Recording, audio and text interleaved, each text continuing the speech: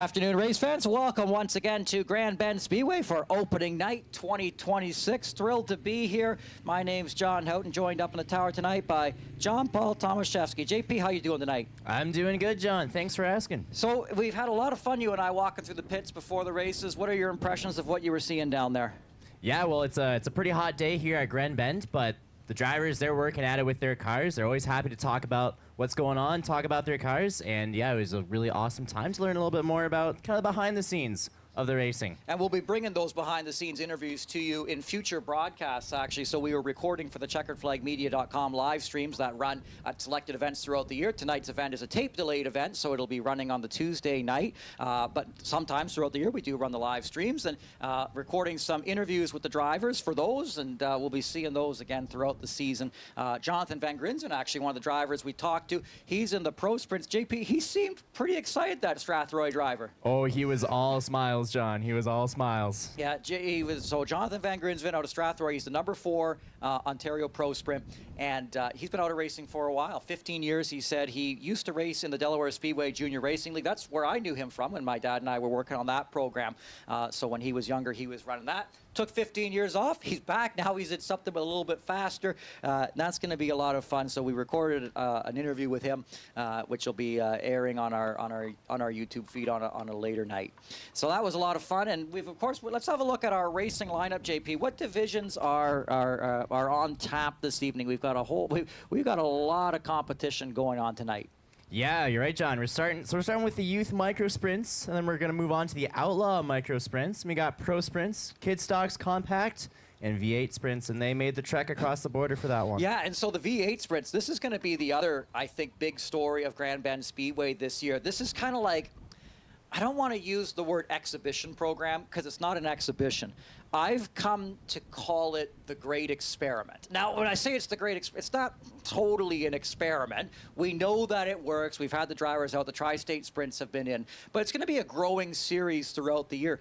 One of the reasons it's a tricky series is because the drivers come from really far away. So there was a number of drivers from Ohsweken Speedway that were going to make the trip today, but the weather forecast took out an advertising campaign against us, as it sometimes does, and so that got people a little bit nervous. But and then also trying to get we have one of the sprints here in-house, actually, in the garage here at Grand Bend Speedway, and mechanical issues plagued that vehicle. It wasn't able to make it out. So tonight's event really is an exhibition because we've got one of them, and we are going to rip that thing around the track as hard as we can. You know, some people say, you know, you can't go where the mind hasn't, where you haven't seen. I'm mispronouncing that. How does that go? The mind won't go where the eye has not seen. And so some people have trouble picturing even what does sprint car racing even look like on a track like Grand Bend Speedway. And what it looks like to me is a lot of fun. The full-size sprints, they were ripping around here during practice, and we saw some earlier out this week as well. The Tri-State Sprints practiced out here last season as well. Lots of potential in that V8 sprint program. Well, John, I got 2 words for you to describe it: loud and fast. Loud, fast, and I don't know. It's a great program. I remember the first time they told me they were going to run V8 sprints out here, and I said, again, the mind can't go where the eye has not seen. And so I was having trouble even picturing what it would look like. And when I was out here, I saw the video of it earlier this week on the track's Facebook feed, and I said, well, that looks really fast. And then when I was here in person, I said, wow, that looks really fast. There was a real sense as the driver was throwing it into the corner. He was actually sliding through the corner. It's not dirt track racing out here, but the amount of speed he was carrying into the turn, the back end was kicking. It was so cool to see. So that's going to be an absolutely growing program. It's Andrew Bogas out of Shelby Township, Michigan. He's the exhibition driver today for those sprints. And then in future events, we're going to be seeing a bunch more. Gord actually was just up in the booth rhyming off all the drivers who are going to be making the trip out.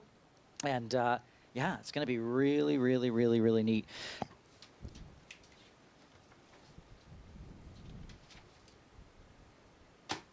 Special thanks to our supporters at Grand Bend Speedway. We have Branders Steel, Action Trailers, Horton's Lakeshore Enterprises, Robson Scrap Metals, Lambton Sanitization, CarQuest Auto Parts in Park Hill, Leaf Racewear, and Country Corners in Exeter. So a few moments away from seeing those youth micro sprints hitting the track, My name's John Houghton, My name's JP Tomaszewski. and we'll check in with you in just a few minutes.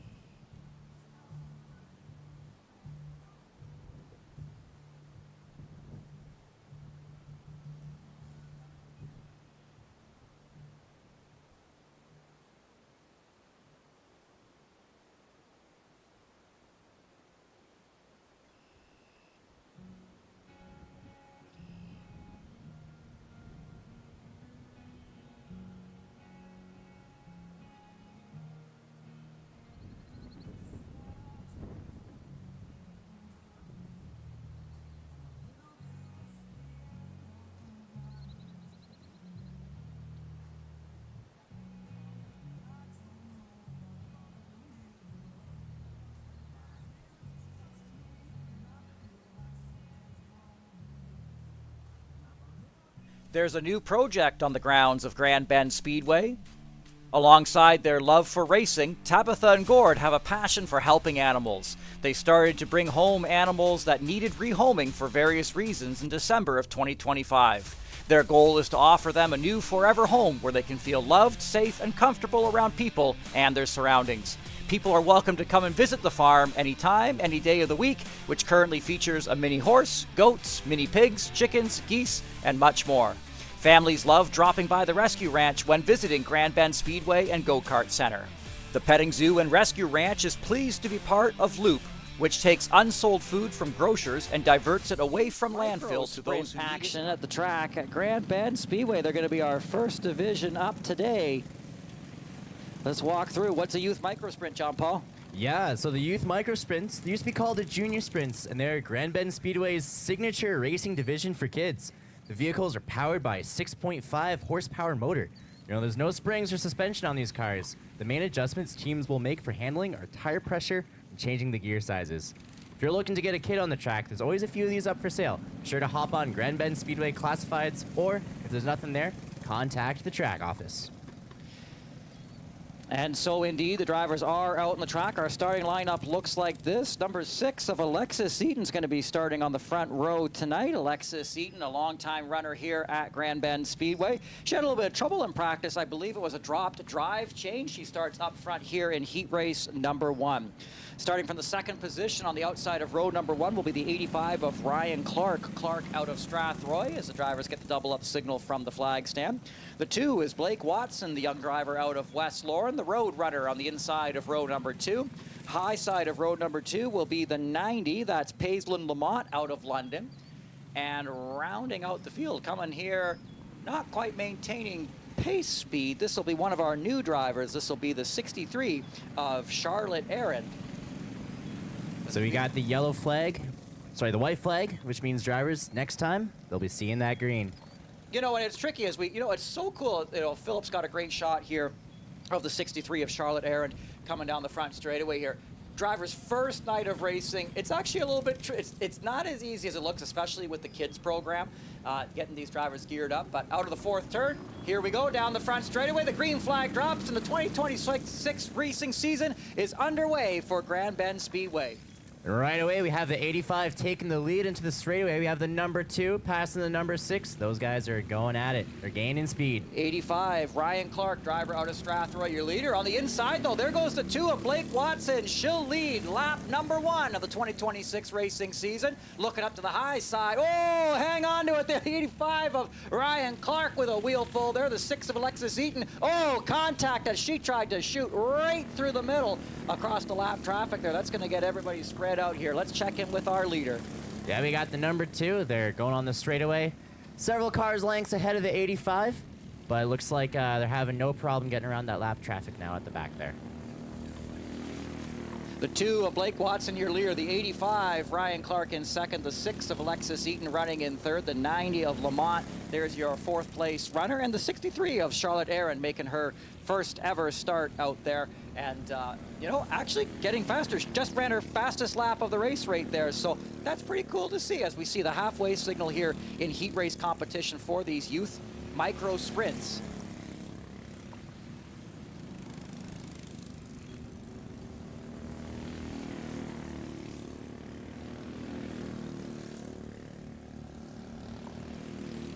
And so the drivers get themselves spread out. And as we check into turn 3, this is going to be the 2 of Blake Watson coming up on the lap traffic at the 63 of Charlotte Aaron. But Aaron keeping the thing pointed in the right direction.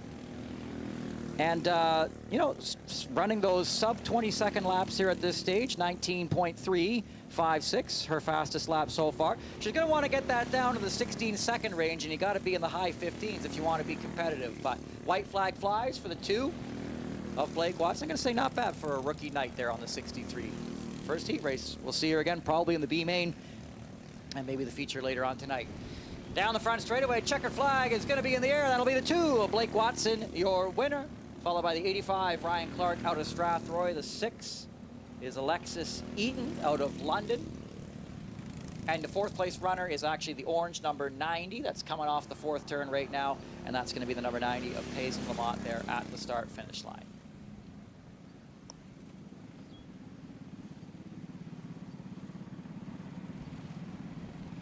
Camp Canada RV and Corporate Motorsports now have a home location serving the Grand Bend area for the 2026 season. They are excited to spend the summer at Grand Bend Speedway, bringing everything you need for your next adventure, all in one place. Whether you're looking for a new golf cart, camper trailer, ATV, side-by-side, or simply want to check out what's new, they've got a great lineup on display all summer long. Find them here at Grand Bend Speedway and Go-Kart Center, open 7 days a week, all summer. Stop by, say hello, explore our inventory, and see why Camp Canada RV is your fast track to your next adventure. And so we've got 2 heats for the youth micro sprints. The youth micro sprints running a traditional heat race, feature race format. Other divisions here at Grand Bend Speedway run what's called a qualifying race, followed by a feature event. So in the qualifying race, all drivers are on the track. Tonight they drew for starting order. In future nights, they use the current points positions in order to determine starting position for those qualifying races. And then those qualifying races are that qualifying race is pretty quick. Drivers have a chance to go make some adjustments. They come back out later tonight for the 8 o'clock p.m. main events. But the youth micro sprints still run the traditional heat race format. It's really good for developing drivers to be sort of broken up in this manner to smaller groups. They also run a B main, which is also great for driver development before transferring on to their feature race. So next up we have, starting in first, we have 57, Maxon Dessette from Chatham, Ontario. And we have the 6X of Maxwell Lloyd from London, Ontario, followed by the 75, Killian Collins from Petrolia, Ontario. And behind Killian, we have Ethan Lloyd, number 9, from London, Ontario. And bringing up the end, the 39 of Landon Moore from Watford. And they're getting the signal to double up here in turn 4.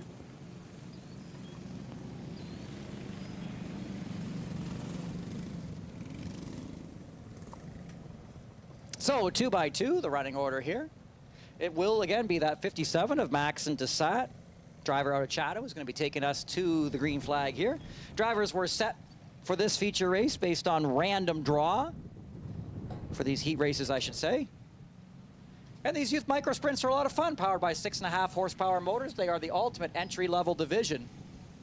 Oh, here they're seeing the white flag. I got excited. I thought I saw the white flag already. I'm always ready to go racing.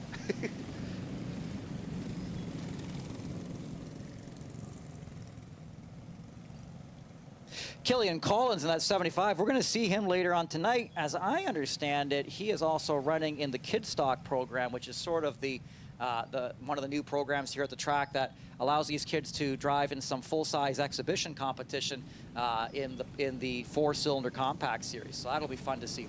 Green flag drops down the front straightaway. The drivers mash the gas here. And the 6X of Maxwell Lloyd is on the move, takes the lead, going, oh, and contact up-oh goes the 57 of Maxon Desat out of Chatham, backed it up into the wall just ever so slightly. We'll get a look here on the checkerflagmedia.com replay, and we'll maybe see what we've got. Now, they were going into the turn, and I think they did get together. It was the 9 and the 57, so that 9 of Ethan Lloyd out of London. They found each other.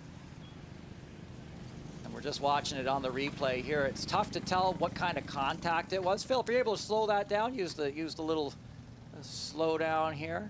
Well, it looks like the number 57 is driving around the track, but looks like that the other car is going to need a little bit of help from the safety crew here.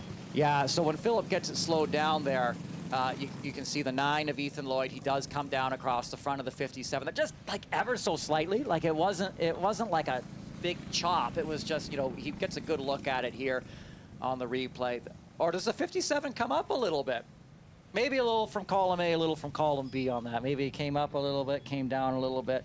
That's racing, especially in the youth micro sprints. You try to figure out where the front end of your car is and also where the back end of your car is, but you can't really see that, so that's tricky. But as you can see out there on the track, safety crew, awesome job. Got everybody all keyed up. We're rocking and rolling and getting the lineup set to be able to go back racing. You're right, John. The number 9, Ethan Lloyd, he's running again. The cars are all moving. Gift certificates can be used for any purchase at Grand Bend Speedway, including go-karts and event tickets to the races. Speedway bucks are available at grandbendspeedway.ca and make a fantastic gift. For a full schedule of events and everything going at Grand Bend Speedway, visit grandbendspeedway.ca. And while you're there, sign up for our email newsletter. Double up signal officially being given there from the flag stand. Get these drivers going in their 2x2 racing formation and set to go back at it. So it looks like the running order will be the 6X of Maxwell Lloyd, followed by the 57 of Maxon. Oh, no, he's so he's going to restart 4th. Yeah, he was one of the accident cars. Yeah, so accident cars drop to the rear, so that'll be the 57 of Desat as well as the 9 of Ethan Lloyd. And we're going to be going to the green. Or we're going to white. Let's see. Oh, it's the white.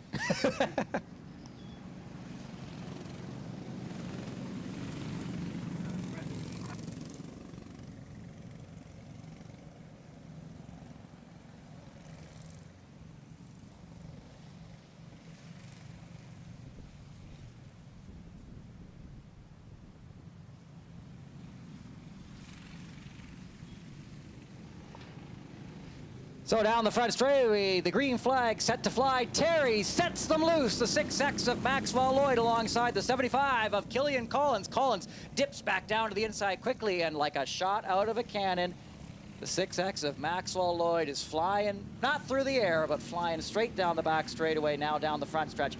Battle here for second place, John Paul. Yeah, you're right, John. It looks like that the number 9 of Ethan Lloyd just beat Killian Collins a little bit over there. Yeah, and he was just involved in that incident over there, turn 1 and 2. He didn't hit anything. He didn't back it into the wall. The car, evident. Oh, trouble, back straightaway. Speaking of backing it around, the 57 takes it for a loop on the back straightaway. That's Maxon Desat out of Chatham. And, you know, we were just saying, so the 9 of Ethan Lloyd there, that orange machine, doing really well. Gets himself up to second. Obviously, no harm, no foul out of the caution that he was involved in. 57 was in the same caution. We did see him. He backed it into the back wall. Not crazy hard, but, you know, hard enough. Maybe the handling is not there at this stage for the 57 as a result of that. So safety crew will get him flipped around real quick.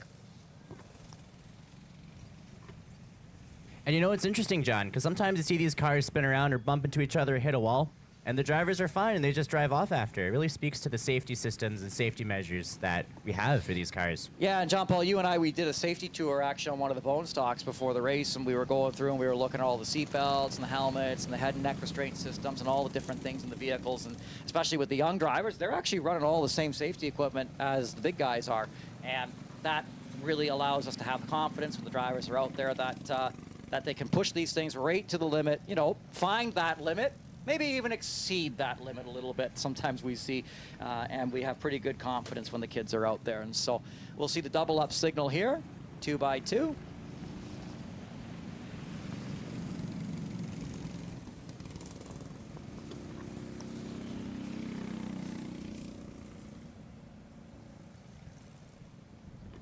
Grand Bend Family Go-Karts is open throughout the summer, including on race days. When you visit the beach at Grand Bend, this is the one stop you gotta make.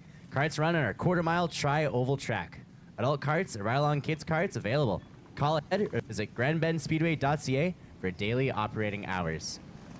And they get the white flag as they come across the start line over here. The first position, we have the 6X of Maxwell Lloyd. And then the 9 of Ethan Lloyd, followed by the 75 of Killian Collins, 39 of Landon Moore, bringing it up, 57, Maxon Destet.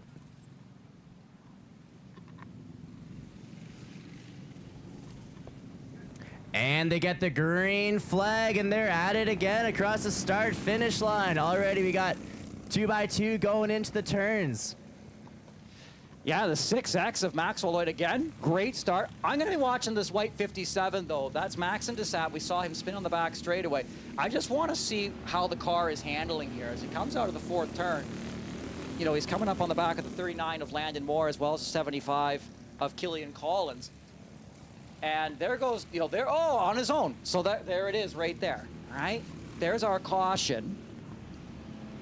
You know, John, we've seen a lot of, like, spins happen on that turn, even during practice earlier in the day. But you know, turn 2 seems to be calamity corner today. For whatever reason, part of that is I think the front straightaway is the faster side of the racetrack, so you're carrying more speed as you go through that turn than maybe you otherwise would. But as we look to the 57 here, he's had a few spins here, a few solo spins. He might be coming into I have to update my rule book. Sometimes they say 2 spins and you're out into single race. But we'll see if that's in effect here at this stage on night number 1. It's not always in effect on night number 1 because we're still learning.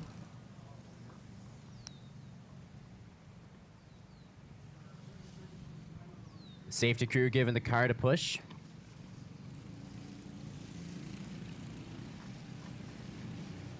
And he's driving again.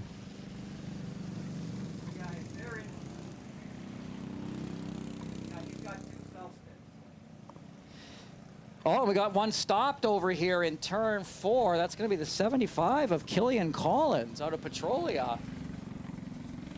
Not sure what's going on there, but that's going to... These drivers might end up in their time limit here. And the 57 did not make... Philip, go to turn 1 there. The 57 did not make it over the bump. It's not actually a bump, but the thing is, when you're in a youth micro sprint, you gotta keep the momentum up coming on the exit ramp, because if you get on that hill, you're not gonna make it up. So that's tough. That's tough. It's a hard right turn. You're right, John. But you know, this is also a wonderful opportunity for these youth to learn how to race cars. That's the point of our youth micro sprint program here. And it's awesome that they get the experience, and that they're able to kind of learn the track a little bit before they get into the bigger cars later.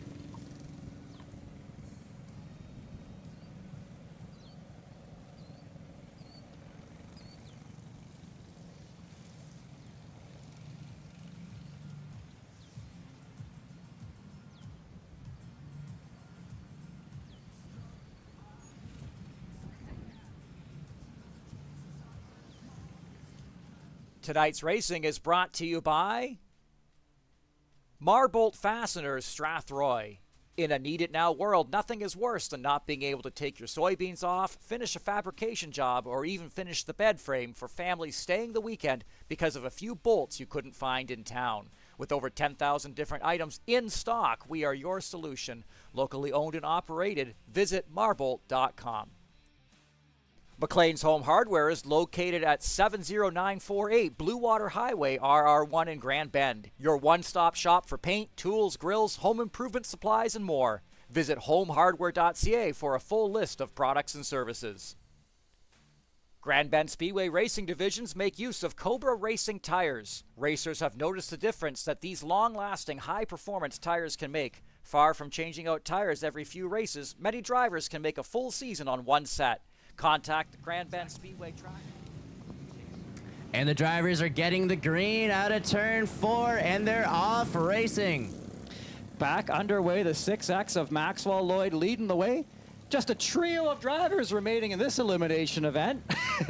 That's sometimes how it goes in the youth micro sprints, especially on opening night. Not many laps remaining in this one, though. Maxwell Lloyd, your leader. 9 of Ethan Lloyd, second. Third, the 39 of Landon Moore. This will be your halfway signal this time by. Now, normally at Grand Bend Speedway, introduced this year, we do have time limits on selected races. The officials chose here on opening night, especially in the youth micro sprint program. They're like, this really is a learning program here. So we'll give them one more kick at the can here. This is probably one of those next flag ends it scenarios. I kind of think of it like overtime on those races you watch on television. But there's the white flag, because we're not going to need overtime tonight. Maxwell Lloyd is going to come around here. A little bit of a fight here for second place, though. Maxwell Lloyd's got this thing locked up here, but the 9 of Ethan Lloyd, 39 Landon Moore, came to life there just a little bit. Checkered flag for the 6X of Maxwell Lloyd. There's the 9 of Ethan Lloyd and the 39 of Landon Moore. That rounds out competition for our youth micro sprints tonight. For our heat races,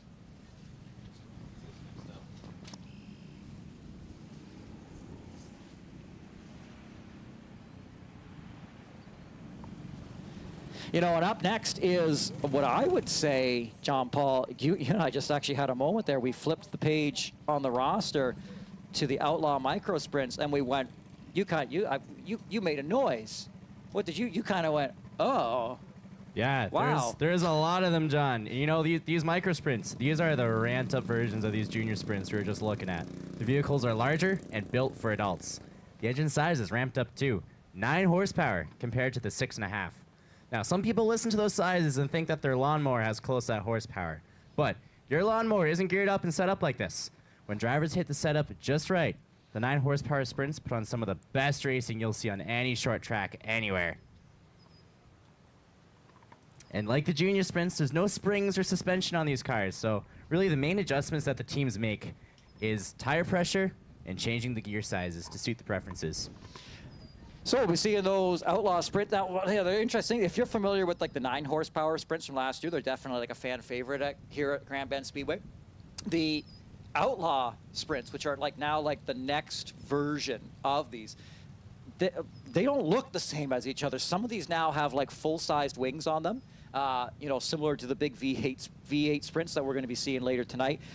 It's really neat to see sort of the different combinations that these drivers have come up with. So the first one out there, that's kind of a traditional 9 horsepower sprint. In fact, 1, 2, 3, 4. Oh, well, they were all traditional ones. Oh, there's one. There's a different one. Came over the lip. Oh, that's right, because these are qualifying races. They're all in this. So the 67 of Olivia Curtis, when she came across there, she's got that kind of new wing on top of the Tim Hortons machine. Just came across the start-finish line. The red Tim Hortons 67 has the new wing that they're allowed to have. And then here, this one coming across start-finish line, Philip, at the start-finish line, this number 2, that driver, he's got the, that's William McLean out of Lucan. He's got the full aero package. Now, the full aero package didn't seem to be the fast aero package in practice. The traditional 9 horsepower sprints that just kind of had the cosmetic wing on top seem to be doing really, really well. Very interested to see here in qualifying race competition. 15 laps to set the lineup for the feature race later on tonight. Let's get you the starting lineup here, starting from the first position, the pole position, the 52 out of Elsa Craig. That's Carter Nickel. Outside row number 1, that'll be the 98 Bryson Fuller out of London. Inside row number 2 is going to be, should be our number 99. That's Tyson Fusil out of London. The 33, no stranger to 9 horsepower racing at Grand Bend Speedway. That's Mike Beneteau out of Grand Bend. Inside row number 3, got his first feature race win last year. That's the 12 of Gareth McLean. On his high side is the black number 90 of Keegan Lamont. out of London. From there, it's the 13 of Ray Janice Jr. as the white flag flies here from the flag stand. Our number 2, that's William McLean out of Lucan with the new aero package there with the big full-sized wing on the roof. Trying to get some extra downforce. And then rounding out the field is the number 23 of Athen out of Grand Bend. Down the front straightaway, the green flag flies. 15 laps to set the feature race for the 8 o'clock p.m. main event. And they're 3 wide in the turn there, John. This is, oh, wow. This is exciting. That is something else. And they make it work. That's the thing about the Outlaw sprints is you look at it, you go, it's going to be a disaster. But here, 3 wide, lap number 1 of the 2026 racing season. That's everything you need to know about the Outlaw sprinters. In half a lap, they're going 3 wide on the first lap of the season. Let's go for the win here. Mike Benetto in the 33, he was just about heading for the wall there. Hung on to it. 12 of Gareth McLean in the green machine. He's now up to 4th place, facing a challenge from the 90 of Keegan Lamont. And they're 3 wide at the start-finish line. Oh, man, that's tight. Oh, use those open. What? There's no fenders, fellas. There's no fenders. Hold on to it there. Up front, we do see a battle shaping up as well for the lead. Coming to the start-finish line, the 52 of Carter Nichols. Got a partner up front. That's the 99 of Tyson Fusil. Fusil is on the hunt in the black 99, chasing the 52 of Carter Nichols. He's looking to the inside. Nichols taking the high entrance to the turn. He cuts it right across the apex. The advantage of the high line, you can really carry a lot of momentum. You don't scrub off enough speed, but the 98, he gets down to the inside. That's the shorter way around the racetrack. He scrubs off a lot of speed doing that. But in this case, it was the right line at the right time to take the lead. New leader, 99, Tyson Fusil. Teammates battling for 3rd and 4th. The 33 of Mike Benetto and the 13 of Ray Janice Jr. have found each other. Janice Jr. now down to the inside of the 33 of Benetto. That's for 3rd place, that battle off the 4th turn. Big one to watch here. And off the 4th turn right now, the 67 of Olivia Curtis and the 12 of Gareth McLean have found each other. They're fighting for position, I believe, as well. Yeah, you're right, John. Those 2 cars have been swapping positions for the last couple laps there. Okay, let's check in with our leader. Cross flags, the black 99 of Tyson Fusil. He leads us out of turn 2 right now. They're just coming into the lap traffic here. First lap traffic they're going to see is the 2 of William McLean. This is what I was saying, that big aero package does not seem to be the big aerodynamic advantage that you would hope it to be at this stage. It seems to be the drivers with the traditional cosmetic wing that's kind of just on there for show seem to be making the big speed around the track, at least at this very, very, very, very, very early stage in the season. Side by side for 4th place goes the 13 of Ray Janice Jr. and the 33 of Mike Benetto. They've also got the 90 of Keegan Lamont in that battle. That's for 3rd, 4th, and 5th place. Leader at the stripe is the black 99 of Tyson Fusil. This is the qualifying race for the feature race later on tonight. And judging by what we've seen so far, that's going to be a heck of a 25-lap feature race. We've seen multiple instances of 3 wide drivers swapping positions back and forth, back and forth. As the laps tick down, just 2 laps to go this time by at the stripe for the 99 of Fusil. Battle for position going into turn 1. The 33 of Bento and the 90 of Keegan Lamont. JP, they found each other again here. Yeah, you're right, John. You can see at the 90 just dips down, but just gets cut off by Benetto there. Yeah, Benetto's a little squirrely there on the front stretch, too. He's trying to hold, the handling may be a little dicey there. Down the back stretch, though, the 99 of Tyson Fusil. He's your leader. Coming to the stripe here, this will be checker flag for the 99 of Fusil at the start-finish line. 2nd place to the 13 of Ray Janice Jr. He got that spot. 52 of Carter Nichols and the 33 of Mike Benetto. Keegan Lamont in the 90. Rounds of the top 5. Look at this, the 67 of Olivia Curtis. She just bought that car. New to that driver. She finishes 6th ahead of the 12 of Gareth McLean, who won a feature race last year. That's a great start there for the 67 of Olivia Curtis out of Grand Bend. But your winner is the 99 of Tyson Fusil. But yeah, you're right, John. That 67 car of Olivia Curtis, It's making me a little hungry. That's great. Yeah, the Tim Horton. Well, at JP, we can.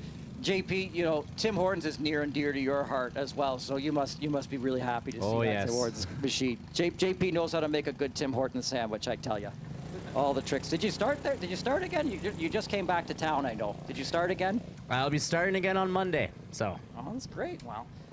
Olivia Curtis representing the brand well today on the Tim Hortons. But race fans, put your hands together for the 99 of Tyson Fusil. He is your winner, London, Ontario driver for the qualifying race. They'll start their feature race in the order that they finished.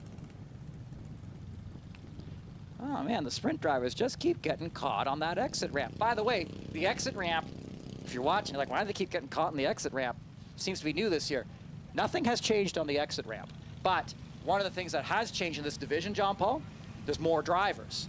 And so just as sometimes when you're out there on the 401 and you kind of get caught in that snake of traffic and one person hits the brake and you see that make its way through the line, same thing happens when these drivers are getting off the track. Is if you have a big line of cars and one of the drivers slows up front, like they're getting into the pits, the drivers at the tail of the line, they end up hitting the brakes. And if one of these sprint cars, the clutch cannot grab going uphill in the 9 horsepower sprints. It's not designed to go uphill. So that's why you see them getting caught. And then rather than flooring it, spinning the clutch and burning it out and just absolute disaster, they just say, okay, safety crew, come on down. Need a little help. Yeah, you're right, John. And hey, these cars need a little push to start too, eh? No, not these ones. Not these ones. The one that you'll sometimes see, so the new V8 sprints, those ones, they need the push to start. They don't have an ignition. These guys, they got ignitions. So let's shift gears now, and this is one of our fastest growing series of track. Tell us about the Pro Sprints, John Paul. Yeah, the Pro Sprints, they're new and growing here. These vehicles are a refresh on the 440 division that ran the track years ago. These scaled sprints have a wing on the roof for downforce and are powered by snowmobile engines. So unlike the sprints, these cars, these wings are necessary here. If you have an old 440 sitting in the garage, these vehicles are in demand. Contact the track office or list your old 440 on the track classifieds and watch as it gets new life on the track. Or better yet, bring it out yourself and have some fun this summer. And here's the thing, this series has, catch this, has doubled in size. So last year it was basically the McLeans would come out and they would sort of dominate the event. There was just the two of them. They would come out and sorry, not the McLeans, sorry, I get mixed up. I'm thinking of my 4-cylinder modifieds. Kemps, the Kemp father and son duo of Adrian and Brent Kemps, they were the ones who were coming out, really making a go of it, spearheading the restart of this series. They would sometimes be joined by the 01 of Chapman, Logan Chapman, but it was kind of intermittent. It was mostly just the father and son duo. This division has now doubled in size. We've got 4 regular runners. We've got up on the front row here, it's going to be the 31 of Adrian Kemps. On his high side is going to be the number 4. That's Jonathan Van Grinsven out of Strathroy, getting back into racing after 15 years. Used to run in the old Junior Racing League program at Delaware. He's back in action. Inside of the next row, that's going to be the 31K of Brent Kemps. Oh no, that's the 31K of Brent Kemps. And then rounding the field, that'll be the 01 of Logan Chapman. Let's rock and roll down the front straightaway. Set them loose. The Pro Sprints are racing. And it's not the winter time, but you can hear those Polaris snowmobile engines just a-ripping. Wow, the 01 of Logan Chapman, he found some speed in the off-season here. That's like nothing we've seen out of that driver so far. The 31 of Adrian Kemps, your leader. 01 of Logan Chapman, followed by the 31K of Brent Kemps. And then the 4 of Jonathan Van Grinsven. Whoa! Back straightaway. Hold on to it, folks. Yeah, his back end got a little loose there off turn 2. There's our caution there. He was able to kind of, he did the right thing, the 01 of Chapman. He tried to keep it going there, but ultimately through the caution there, it was like, by the time he circled back around and got back on the track, that was going to be a little bit, the leaders were going to be really coming up, and you can see really just how they're really pushing these vehicles to the limit, even early on in the qualifying races. He lost it on his own, though. You know, Philip caught that there on the replay on the backstretch. Philip, our operator for checkerflagmedia.com. And I got to say, like, having 4 of these out there, I know people always think, oh, you got to have bigger car count. You got to have bigger car count. It's one of these things. This is a developing series. You got to start somewhere. They've doubled in the offseason. Getting from 2 to 4, that's really hard. Getting from 4 to 6, not quite as hard. Pedal to the metal down the back straightaway. The 31K of Brent Kemp's going side by side. The father-son duo.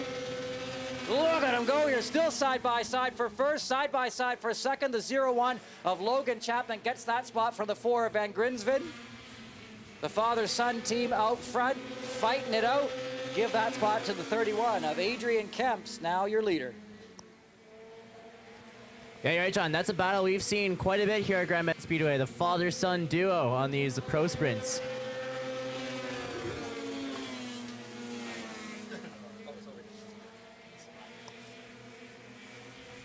So we get him single file here for the moment. The 31K of Brent Kemps. That's the son. The regular, the one out front, that's the regular 31. That's the father. The 31K that's following him, that's the son, Brent Kemps out of Thamesford. So the father-son duo out front. And the 0-1 of Logan Chapman, again, just looking way faster than we saw him at the end of last year.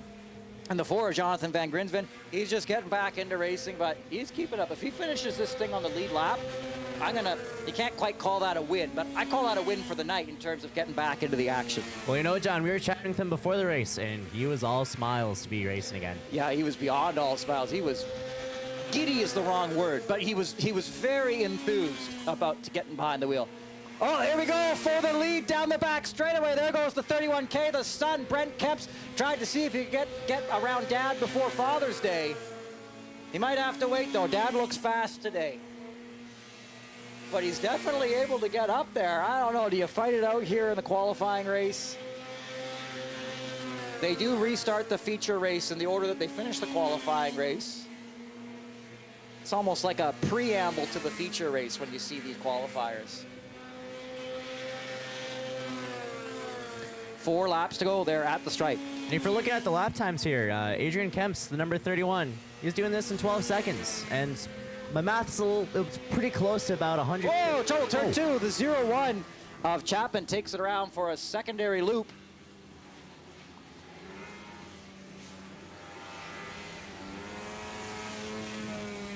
We'll see if they caught it there on the replay. I can't imagine. Nah, that'd be a hard one to catch. But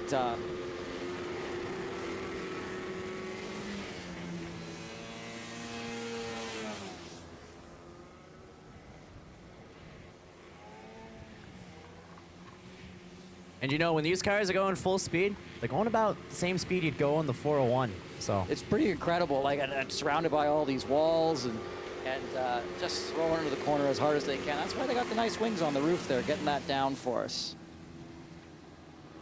Okay, drivers getting doubled up here.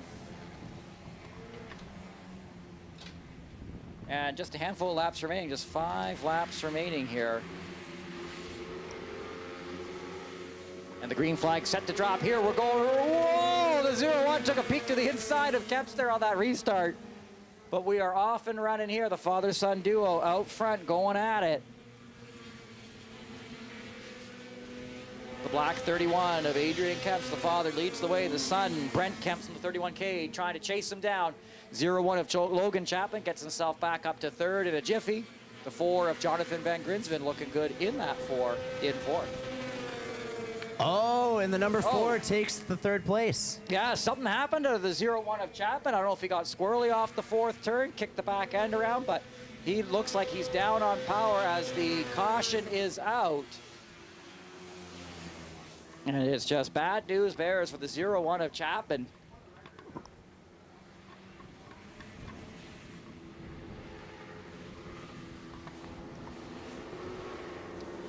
And so we'll see. Safety crew's probably going to have to go out and collect that number 0-1.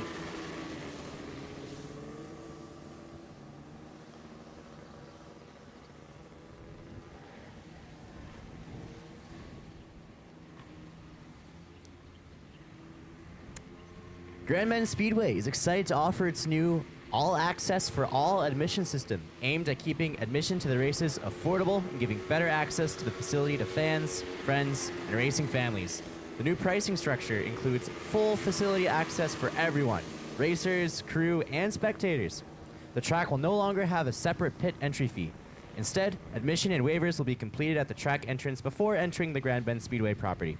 Competitors and fans can stay in their vehicles, and track staff will come to you. We can see the safety crew go into the number 1 of Logan Chapman. Here's the start of the straightaway. Looks like they're going to give him a bit of a push, help him get started. And just to come back around on that bit about the All Access for All program that certainly everybody here is experiencing today. What this means is you can actually go to the pits. Like even right now, like if you're sitting up in the grandstand, well, first off, I wouldn't recommend going to the pits right now because obviously we've got excitement on the racetrack, and so not a great time to go to the pits right now. But the point is this: if you wanted to, you could. You can head right to the pits, especially if your family, friends, the drivers. You can head on down there and talk to your family and friends if they're down there, if they're racing. Down over by the go-kart center in turn 2. That's where the food concession is, by the way. So if you're looking for the nachos or the pizza, you'll find it over at the go-kart center behind turn 2. But it's all access for all, so you're free to go anywhere you like on the facility. The areas that are open to the public. And that includes the pits, and that's pretty neat. So the All Access for All program, I don't know, you know, I keep an eye on the track Facebook page, and when it was announced, All Access for All, I could not believe the response on it. Because I kind of thought, you know, when it came across my desk, I said, oh, it's an admission program. You know, neat. People don't usually get, you know, really passionate about track admission programs. But this one here really struck a chord with Grand Bend Speedway fans, in no small part because it really is a lot of family and friends coming out. And it's nice to be able to skip on down trackside, meet the driver that you came here to see. That's fun. And so we saw a huge response on that. Green flag flies down the front straightaway. 3 laps to go, JP. Yeah, and first we got the 31 of Adrian Kemps. Looks like we got a little bit of position change. Oh, yeah, the 4 of Jonathan Van Grinsven. 2 to go. Something happened to the 31K with Brent Kemps. That was not a banner start for him. He is down in speed on the front straightaway. He's going to limp this thing to the finish because the white flag set to fly here. Final lap for the 31. The father, Brent Kemps, is going to get the best of the son, who's just limping it away here on the front stretch. Here he is down the front stretch. Checker flag for the 31. Followed by the 4 of Jonathan Van Grinsven. And then on the back stretch, where did he get to? The 31K. He's technically still racing right now, but for whatever has happened there, he's just limping it to the finish. He's figured something out. He doesn't want to push it. He's just limping that thing to the finish. So they'll restart the feature race in that order. That was our qualifying race for the Pro Sprints. A reminder, the food concession stand is open behind turn 2. That's the go-kart center back there. April Wilson snaps the photo. Race fans, put your hands together for the 31, Adrian Kemps out of London, your qualifying race winner in the Pro Sprints.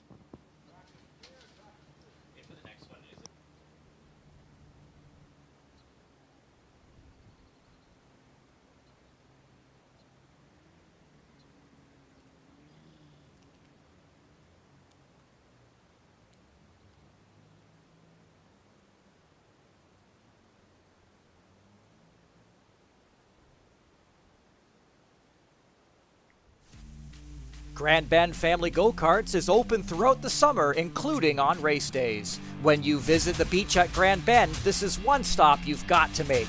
Karts run on our quarter-mile tri-oval track. Adult karts and ride-along kids karts available. Call ahead or visit grandbendspeedway.ca for daily operating hours.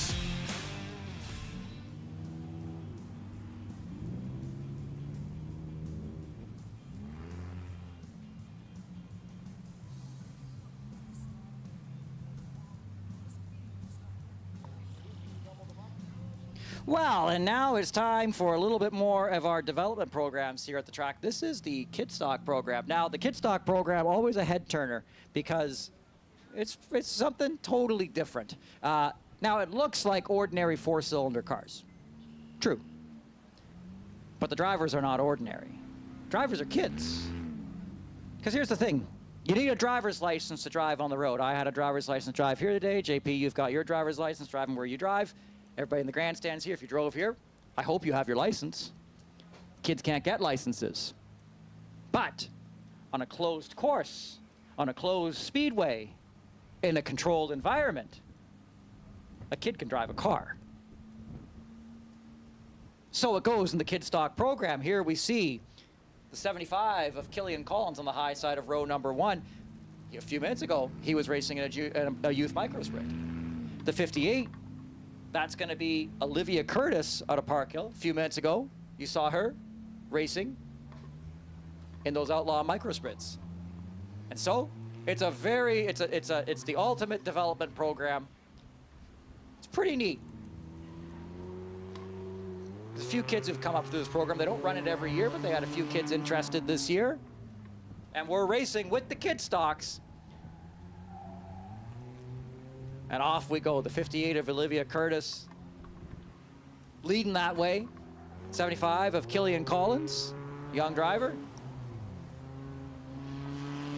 They don't quite rip quite as hard, certainly, as the four-cylinder, the regular four cylinders. But oh, he's slowing the back straightaway. Olivia Curtis slowing right up. What's she doing? What happened? That was weird. Well, we got a green flag. Something happened to the 58 of Olivia Curtis. 75 of Killian Collins gets around her. And now they're going to set sail down the back straightaway here. Kid stocks. You never quite know what you're going to get with the kid stocks. Whoa! Like you go way up high, and then you discover it's a full-size car. Good job, Killian, hanging on to it there. But you know what, John? Those cars... I don't know if I would have hung on.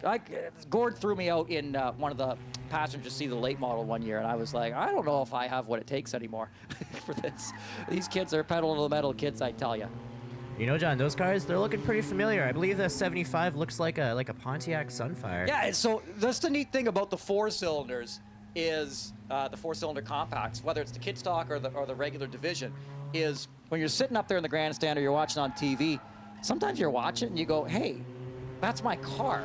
So, for example, my wife Elizabeth, when I met her, she was driving a Pontiac Sunfire, I think the same year, make, model. As I recall, when it broke down, we sold it to a bone stock driver. It's not a 0% chance that that's the same car. It's actually possible, which I think is neat. The 75 Killian Collins having a little bit of trouble hanging on to it there. Olivia Curtis keeps getting slowed up there. Can't quite seem to take a run at him. You know, John, I think you gotta, when your kids... Whoa! Hang on to a front-wheel drive. Keep your foot in it. Oh, you see, that's Olivia slows up. See, that's the kid stock program. So the four-cylinder guys, they see an opening like that, and they're just like, it's like the Death Star trench run. Like, I'm just going to shoot through that. The kid stock, they see the opening close up, and they're like, hit the brakes. We're done. We're done. Did Philip catch it here? I'm going to try and catch the replay here. Yeah, we're just watching the screen. Whoa, all over the place. I think Olivia did the right thing. Kid stock program's not about shooting through the gap. It's about learning how to operate the vehicle. And I think these kids are doing a great job out there. You know, John, I think when your sons are a little bit older, you should gut out your smart car and have them drive on the track here with that. Can you imagine? I don't know. It wouldn't be eligible. Smart car is only it's not even four cylinders. All right, what are we at here? Looks like, yeah. A couple laps to go, 5 laps to go, 4 laps to go. What are we seeing? 4 laps to go on the board. 75 of Killian Collins, followed by the 26, Olivia Curtis. It is fun. You know, I think sometimes people, they go, why do we bother with the kid stock program? It's like, it's fun. The kids are having fun. I'm having fun watching. You know, I think if you're not having fun, what are you doing at a racetrack, right? Well, let me tell you. Killian Collins, the thing that's getting me, Killian Collins in the qualifying race here has been expertly holding off the 58 of Olivia Curtis. Curtis has had a number of openings, but like, again, kid stock is like, they don't just go for he's still figuring out how to operate the vehicle. Olivia's driven some pretty powerful vehicles around here before, but I think the 58 is on loan to her. And so there's also a sense like, don't break the car that's on loan. 75 Killian Collins, that's his car. He can do what he wants with it. White flag flies. But for Olivia Curtis, there is a real sense. I think if it was her car, she might like go for it a little harder. But there's a sense, it's like, it's kid stock, borrowed car, Killian Collins having some fun. We're having some fun watching him here. Checker flag goes. He's going to take the win here in the qualifying race. We'll see him later on in the feature race. That's really neat. And like, I don't know, it's kids. Like, no, you just watch Killian Collins, young guy, just racing in the youth micro sprint program a few minutes ago, under the age of 12. That's fun. He'll get a photo here with April Wilson Photography, and we'll see the kid stocks out a little bit later on tonight.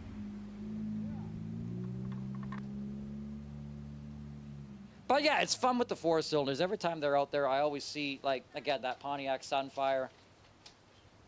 I'm looking to see a Toyota Matrix out there one of these days. I don't, for whatever, the hatchback like that don't seem to be the ones that I see out there a lot, but the Pontiac Sunfire is a really preferred platform.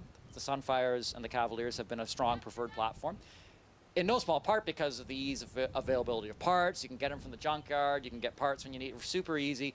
A lot of guys are running them, so if you break something, you can get it from somebody else. It's all good.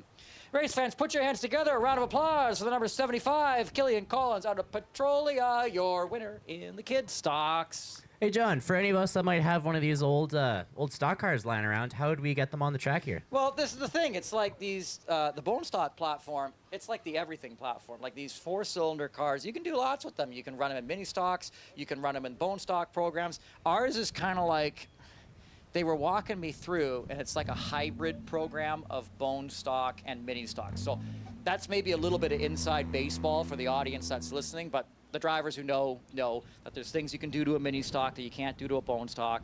And so as a bone stock, you're a little bit limited in some of the things that you can do. But it's like, I don't know. I was watching Gary Trishka in the pits for the four-cylinder compacts, and you know, when I was at Delaware, we were working on the Chaos Car program. That's one of the things we talked to Gary about. The vision of the Chaos Car program was junkyard cars, completely stock, like aggressively so. And I walk up behind Gary, and he's knocking a spring rubber into the springs of the car. So a spring rubber is like a piece of rubber that you stick in between the springs, and it reduces the spring travel of the vehicle. And I came up behind him, and I was like, that's not stock. I'm joking, obviously, because in the four-cylinder compacts, you can do that. And I understand they let you do that at Delaware, too, is my understanding. So it's neat to see just sort of the evolution of that program.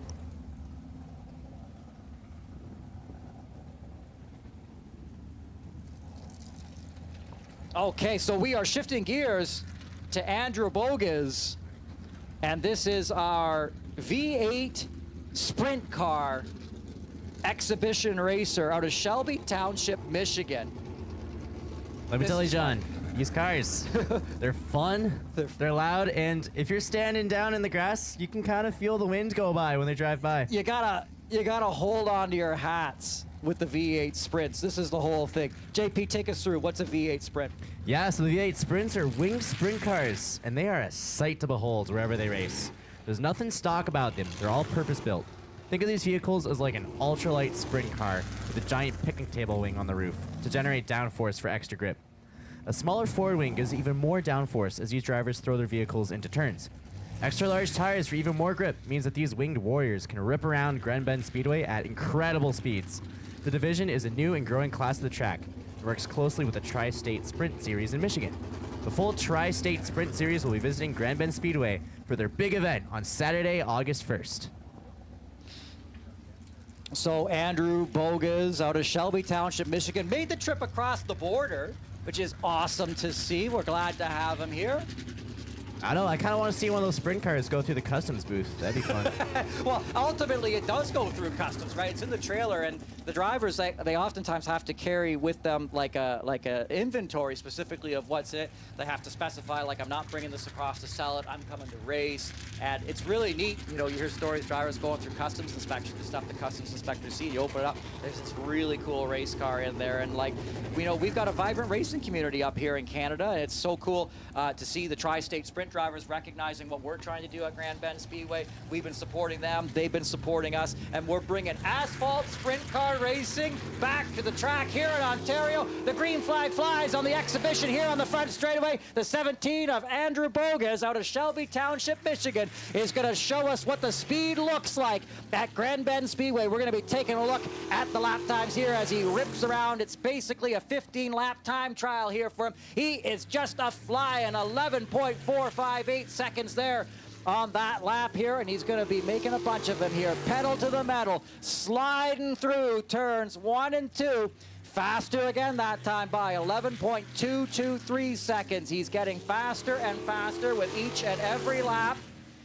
Yeah, the crazy thing, John, is they're going about 130 kilometers an hour now. It's hard to even, you'd have to put a speed gun on him to figure it out. You're trying to do it with like the math. I'm just doing it by the speed. Outside, you're holding on to your hats. We're feeling it rumble through the floor up here in the announcer's booth. And he kicks it right when he comes off that fourth turn. You can see we're not a dirt track, but he's got the back end of the car kicking sideways. And you can imagine once we get the home track car up and running, there's a few drivers from Ohsweken Speedway who are going to come and give it a rip as well. Not to mention the drivers from Michigan with the Tri-State Sprints who are coming up and trying it. We got one out here for the exhibition. My heart's just a pounding here. We're going to give him 5 more laps here. That was his fastest lap so far, 11.126 seconds. Just flying around the quarter mile here at Grand Bend Speedway, Ontario, Canada. And you know, John, that's just one car. When we have them all over on August, that's going to be crazy. It's going to be an earthquake. The earth will shake when the Tri-State Sprints visit in August. But we're going to have a bunch of these out here even by the next event. They run bi-weekly, so they'll be off next week. On the week after, we should have the house car up and running again.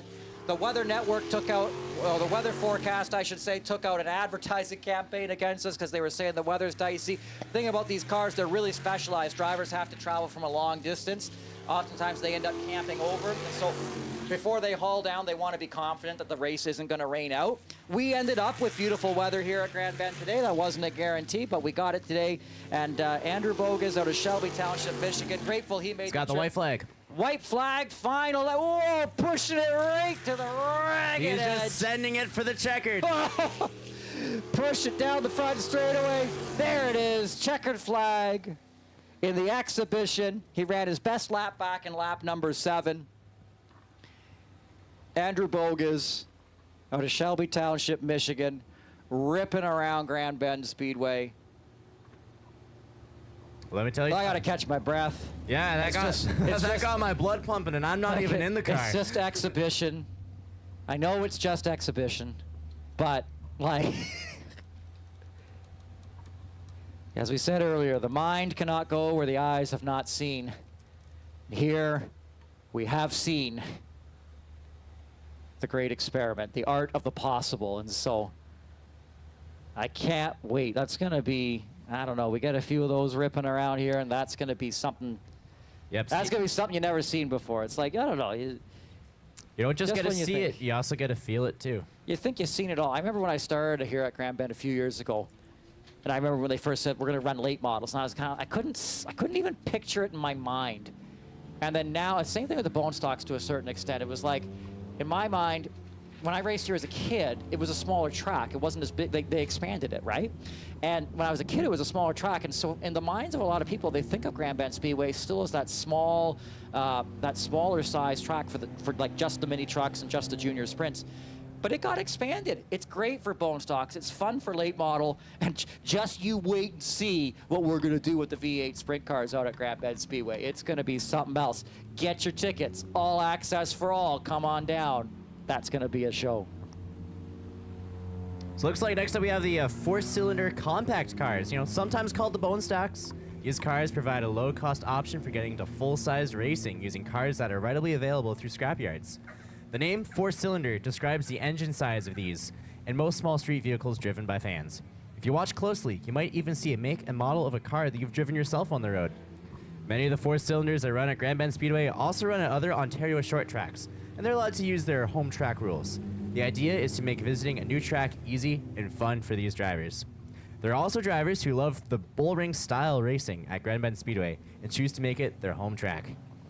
Getting set to go here for the qualifying race for the 4-cylinder compacts. The 58 of Gary Trishka going to lead us there. The 27T of Matt Tallman. Nathan Ray in the 26. Justin Culver in the 007 of Hannah Hamilton. The 82 of Jamie Ball. We are racing with the 4-cylinder compacts. Gary Trishka out to the lead on the back straightaway over the 27T of Matt Tallman.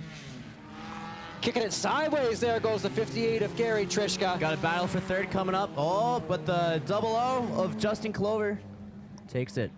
Culver in the Sad Nuggy entry. You know, John Paul, you and I drive through Strathroy to get to the track. We drive by the Sad Nuggy shop, and we got the Sad Nuggy race car out here on the track. It's kind of a homegrown business that has a big internet following, as I understand it. He's got a Sad Nuggy in the passenger seat, too, as he battles for second over there on the straightaway, coming into turn 3. He's not a Sad Nuggy. When you're up to second, he's going to be there. He takes the spot. 00 Culver. You can't be sad when you're in second, right? Or maybe you are sad when you're in second. You're going because you're not leading the race. So we'll see. It's a short qualifying race. Well, looking at the straightaway here, we got the number 7 of Hannah Hamilton fighting the what number is that? Who is that? That should be the 58. Is that Trishka? Oh, there. Trishka's out front. This is the thing about the 4-cylinder compacts. They'll run a number on the side of the vehicle that doesn't match. It's 26 of Nathan Rea, who has taped the number. I can see it now on the front straightaway. He's got it taped in green painter's tape. That's how you become the announcer's favorite, is if you have a number that's easy to read and then you put your real number in green, impossible to read painter's tape. Look over in turn 2, though. There goes the 00, the Sad Nuggy, making the move to the inside of the 58 of Gary Trishka. That's going to be a happy Nuggy as he takes the first place here. Justin Culver, your new leader in the 4-cylinder compacts. A competitive race we've seen just here in the qualifier. If you look at over at turn number 2, you can see the 82 of... That's Ball, Jamie Ball. Jamie Ball. He's trying to get in there. They're just cutting him off at the last minute, though. So is this our 3-way battle? Yeah, it is. The 7 of Hannah Hamilton in 4th, 26 of Nathan Rea, who's actually numbered 56 on the track, but who's keeping track? The 82 of Jamie Ball in the green machine. They've got a 3-way battle going on here, going into turn 3. And as we see here at the stripe, the 7 of Hannah Hamilton still has the spot. The 58/26 of Nathan Rea making a go of it up on the high side. Hamilton slips up the groove there just a little bit. Here comes the leader, the 00 of Justin Culver, going to try to punch a hole through this pack of hungry drivers who would love to stay on the lead lap. Jamie Ball in the 82 is the first to fall. But in front, it's double wide. Is there an opening? He's going to thread the needle. He threads the needle into turn 3. Yeah, these aren't the kid stocks. They find a way. They push through. There he goes, 00. And that's gonna give him, you know, there's a big log jam now in front of the second place runner, Gary Trishka.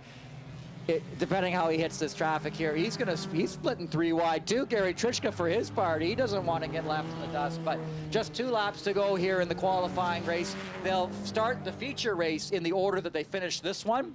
And so they have some time to make some adjustments, make some changes, you know, make some changes maybe to how they're driving the vehicle. But right now, the driver who's driving best and running the best, that's the Sad Nuggy, the 00 of Justin Culver out of Lucan. 58 of Gary Trishka just cleared all the lap traffic. So nothing but pedal to the metal. Pedal to the metal. Here on out, white flag flies. Oh, there's our checker. There's the 00 taking our checkered flag. 58 Gary Trishka. That's going to be good for second. 7 Hamilton. 26. Can't even keep track of these. So it's 27 T rather of Matt Tallman for third. 7 of Hannah Hamilton fourth. 26 of Nathan Rea with the painter's tape announcer's friend numbers. The 82 of JB Ball rounds out. You know, just for the record, talking to Gary Trishka earlier, back when these were all chaos cars, we didn't even give them numbers. You had to have a name. Gary Trishka, where is he? The 58. What number did he run today? The 58? Didn't used to be the 58. Just used to scroll along the side of it. Blue Thunder. And then they tried to figure out how do you even score that. And so the scorers, they instead of writing down a number, they would write down like BT. And then they had all the other ones there, Snot Rod, SR. And so eventually they got enough of them that they had to give them numbers, and then they gave them the full track. And then suddenly Bone Stocks took over the world. Now it's one of the biggest divisions going out there. And now the 4-cylinder compacts growing at Grand Bend Speedway. What could be better? What do we got up next? This is where it gets dicey, because they were like changing all the order. And now, I guess it's down to what haven't we seen? Or have we seen it all? I think that was it. Was that it? Scoring? Was that it? That was it? Oh, phew. See, it's an interesting program at Grand Bend Speedway because, of course, we run the qualifying races earlier in the day. That's kind of like for the diehards. If you're a diehard race fan, you come out for the qualifiers early day, 4:30, and now the pits are open. You can go down, see the drivers, go down to the go-kart center, get yourself a snack, because 8 o'clock p.m. tonight, that's when you're going to want to be up on the hill. 8 o'clock p.m., the green flag will drop on the main events at the season opener at Grand Bend Speedway. The lineups are set. The drivers are ready. And if you're right where you are, up in the grandstands at 8 o'clock p.m., you're going to see a show at Grand Bend Speedway today. Again, don't forget the concession stand open over there up in turn 2. It's labeled Go-Kart Center, but it's also the food stand. It's the pizza, John Paul. It's the pizza. Just last call before we go to the break. It's the pizza. So just hear me out, folks, up in the grandstands. I was devastated in the offseason. I had a message from Tabitha and Gord, and they were rejigging the menu for the food stand. And they told me, oh, I think we might move away from the pizza. And then I was like, oh, man, I hope they don't move away from the pizza. Show up today. What are we selling? Pizza. And so that just about made my day when we got down there. And, like, here's the thing. Like, the pizza is good. I order it on purpose. You think, what's a racetrack pizza going to be? I don't know.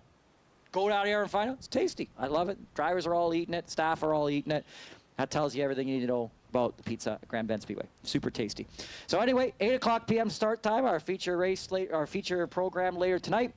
We'll also have the drivers down trackside for a little meet and greet, so fans up in the stands can go down and meet the drivers. But again, 8 o'clock, that's the end of our qualifying rounds. 8 o'clock p.m. tonight, our scheduled start time for the main events at Grand Bend Speedway. Tonight's racing is brought to you by Marbolt Fasteners, Strathroy. In a need-it-now world, nothing is worse than not being able to take your soybeans off. Tonight's racing is brought to you by Marbolt Fasteners, Strathroy. In a need-it-now world, nothing is worse than not being able to take your soybeans off, finish a fabrication job, or even finish the bed frame for families staying the weekend because of a few bolts you couldn't find in town. With over 10,000 different items in stock, we are your solution. Locally owned and operated. Visit marbolt.com. McLean's Home Hardware is located at 70948 Blue Water Highway, RR1 in Grand Bend. Your one-stop shop for paint, tools, grills, home improvement supplies, and more. Visit homehardware.ca for a full list of products and services. Grand Bend Speedway Racing Divisions make use of Cobra Racing tires. Racers have noticed the difference that these long-lasting, high-performance tires can make. Far from changing out tires every few races, many drivers can make a full season on one set. Contact the Grand Bend Speedway track office for more information about Cobra Racing tires. For a full schedule of summer events at Grand Bend Speedway, visit grandbendspeedway.ca. Grand Bend Family Go-Karts is open throughout the summer, including on race days. When you visit the beach at Grand Bend, this is one stop you've got to make. Karts run on our quarter-mile tri-oval track. Adult karts and ride-along kids karts available.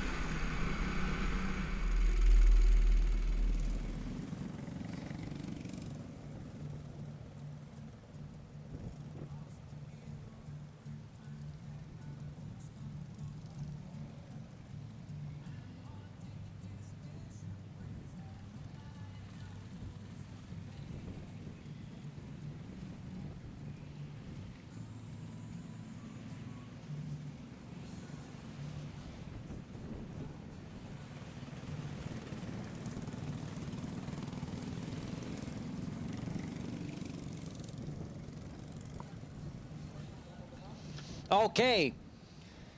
Time for the B main for the youth micro sprinters. I got a little mixed up on my itinerary, John Paul. It's like I forgot this race was going to happen, but you got to run it.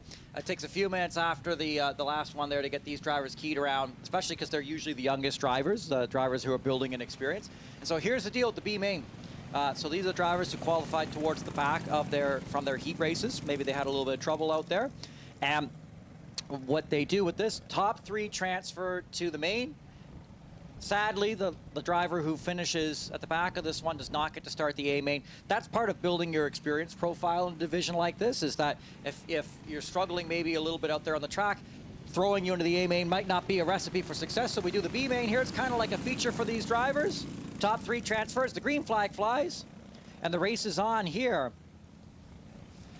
Hey, the 63 of Charlotte Arendt, is she new to Grand Bend Speedway? Yeah, she's new driver to the track. And looking faster, actually, already here in this B main.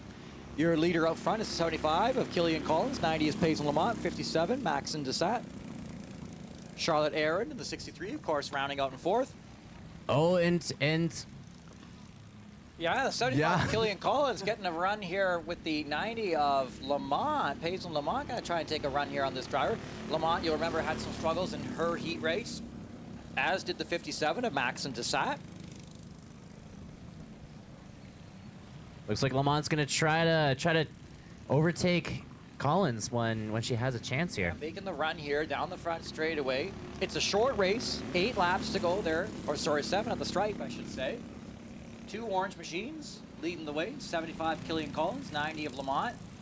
Lamont had a pretty good run there, actually, out of turn 2, closed up the gap. Yeah, the front 2, they had their best lap times just there. And importantly in this one of the things I'm watching, actually, first thing I'm watching is the 90 of Lamont getting up to the high side of the 75 of Killian Collins. Oh, and she cuts him off into the straightaway here. Yeah, completes the pass, gets down back to the inside. The driver I was really watching, aside from watching that battle for the lead, I've been watching the 57 of Max Desat. Remember, cross flags are out halfway through this one. We remember the 57 really struggling, Max and Desat out of Chatham, really struggling in that heat race. A couple self-spins, backed it up into the wall, ended up, because they have the 2 spins you're out discretionary rule at Grand Bend, ended up not finishing the heat race, ended up here in the B main. But car's looking fine, keeping on track, just ran his best lap of the race. So, like, things are looking good for the 57. Vehicles pointed the right direction the whole time here. That's the other thing. And 57's coming up on Killian Collins here at the start-finish line into the turns. I guess we're going to do a little more than just keep it pointed the right direction. We are going to go for the spot. Up on the high side goes the 57 of Maxon Desat. We'll see if he keeps it in this turn here. Wheel to wheel with the 75 of Killian Collins. And that's a spot. That's good for second. Well, let's set sail here and see what we can do. It's only 2. It's going to be 1 lap to go. Lamont coming up on lap traffic here. 63 of Charlotte Aaron doing a good job keeping it locked down to the bottom there as the leader comes on by. She's looking a lot more confident.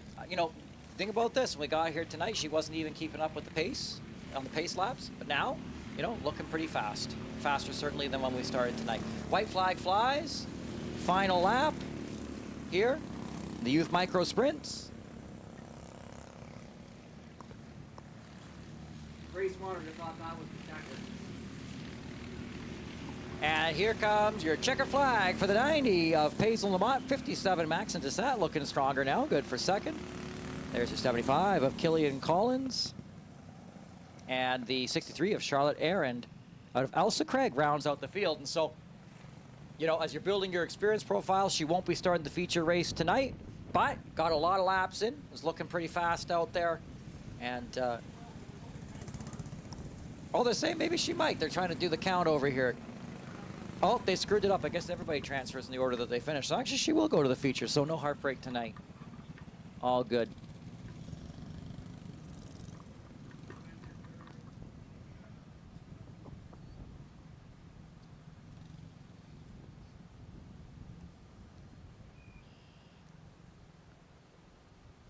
And so that'll do it for qualifying competition at Grand Bend Speedway. See, I surprised myself. I sort of said, I thought, I thought that was it, but we got a little treat there with the little B main there from the youth micro sprints, and we'll see those guys and gals back out later on tonight for the feature races as we head that direction. Remember, the concession stand is open up by the go-kart center. That's behind high side behind turn 2.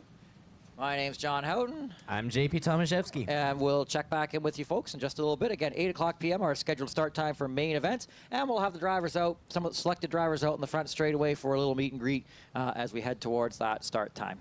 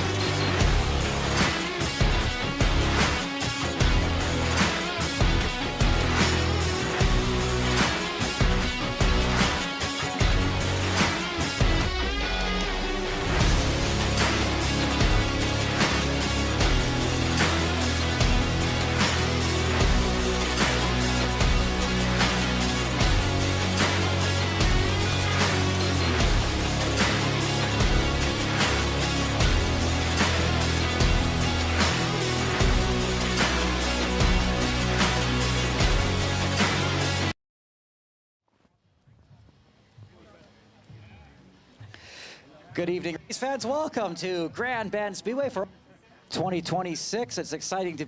We've got a great lineup of racing for you.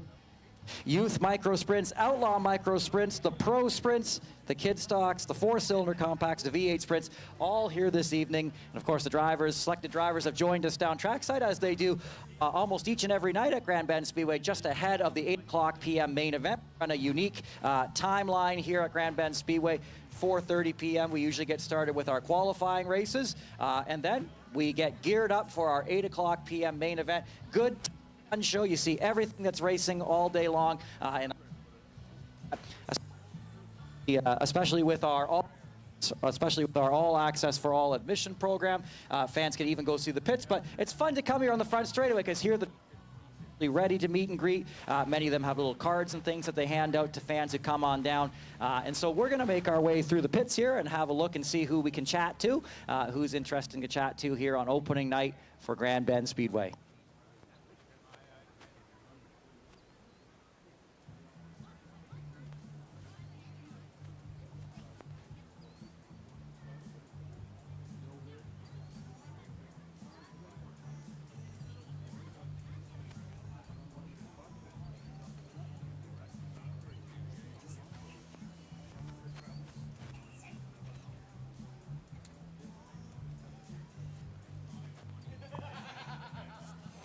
First driver we're going to come around and talk to tonight is Andrew Bogus from Shelby Township, Michigan. Andrew, welcome once again to Grand Bend Speedway. Great to see you. We're down here trackside. We're right down here on the pavement that you've been ripping around on all night long. Later tonight, there's very few guarantees in racing, but we can guarantee in the next hour you're going to set a Grand Bend Speedway track record, right? Yeah, hopefully we can get it down to the 10 seconds. We've been running low 11s all day on a hot track, but once the track starts cooling down, we might even see a sub 11-second lapper on this track. And so a bit of an exhibition tonight. You're the only V8 sprint that's with us. That's not going to be the case moving forward. Lots of drivers have shown interest in the series. Yeah, it was just unfortunate with the car count, but I'm really happy for this opportunity that we're going to go out here and see if we can break this track record, especially with the economy sprint car that's coming out here. But yeah, I'm looking forward to a lot more shows this year, and definitely a growing car count, and definitely to these tri-state sprints traveling series races that we got coming up too. Andrew Bogus, who do you want to thank for putting you in the seat tonight? Big thanks goes out to Stalls Motors and Music Experience, Motor City Pawnbrokers, USA Earthworks, a new sponsor on the card, North Star Aggregates, Shelving.com, Pit Stop Gas Stations, Shelving.com, Lucido Manzello, Attorneys at Law, Bob the Cooler, Rhino Power, GoPro, Spy Optics, and everybody else that comes on makes this deal possible. That's Andrew Bogus in the 17 from Shelby Township, Michigan.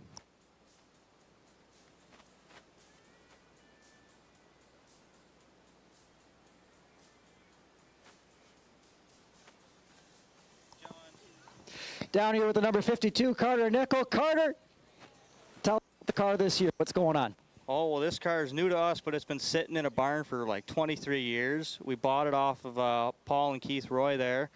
Built her up. She's running really good. We sat on the pole for the heat, finished third.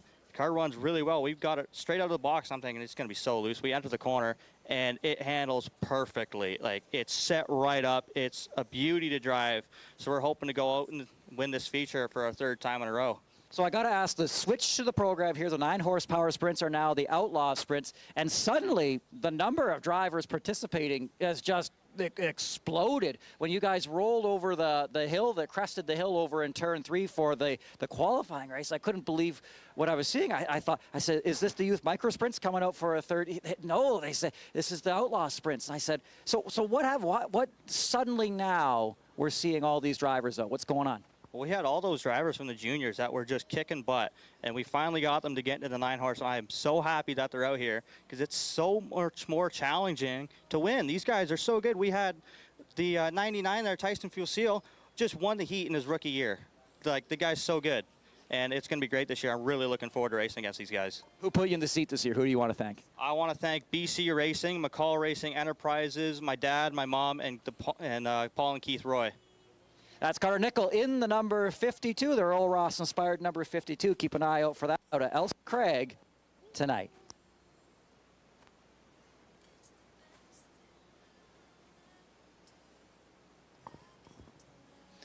Olivia Curtis in the 67 making the jump here to the Outlaw Sprints.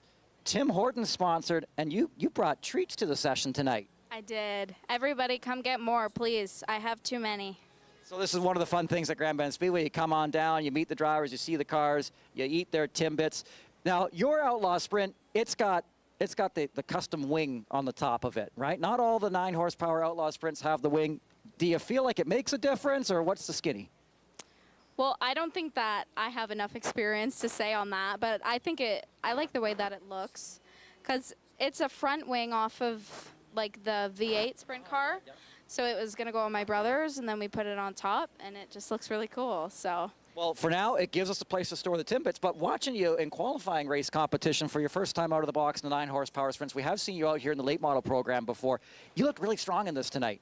Thank you. I will try my best. Who do you want to thank for putting you in the seat this year? Of course, Tim Hortons, Grand Bend, my bosses. My brother helped me a lot, and my grandpa.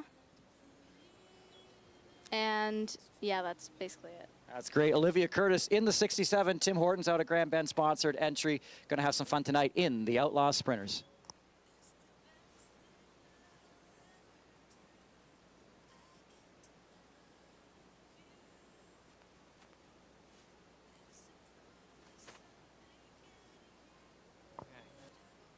Down here trackside with the 63 of Charlotte Arend out of Elsa Craig. Charlotte, it's your first night at Grand Bend Speedway. What's it been like getting out here on the track? It's been really fun and exciting. We're just taking it easy for the first season, just getting some laps in. Very good. Who do you want to thank for putting you in the seat this year? Probably my dad, Blake, Paislin, and my grandpa. That's the number 63 of Charlotte Arend out of Elsa Craig, making her first feature race start later on tonight.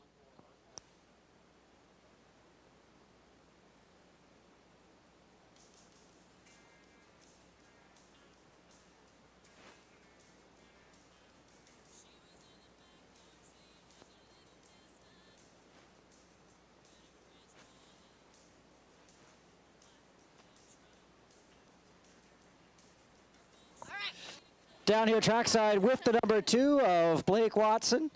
Everyone's clearing out. Everyone was clearing out down here. The Roadrunner is back for 2026 and looked fast in qualifying race competition. What's the outlook for the feature tonight?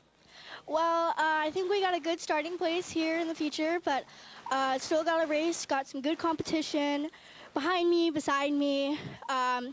There's always a few cars that you got to look out for. There's some speedy ones. And then there's, never mind. Who do you want to thank for putting you in the seat tonight? Tonight I want to thank my mom, my dad, my grandma, my grandpa, my sponsor, Any Electric, Dave Sims Automotive. That's the 2 of Blake Watson out of West Lorne. Keep an eye out for the Roadrunner tonight.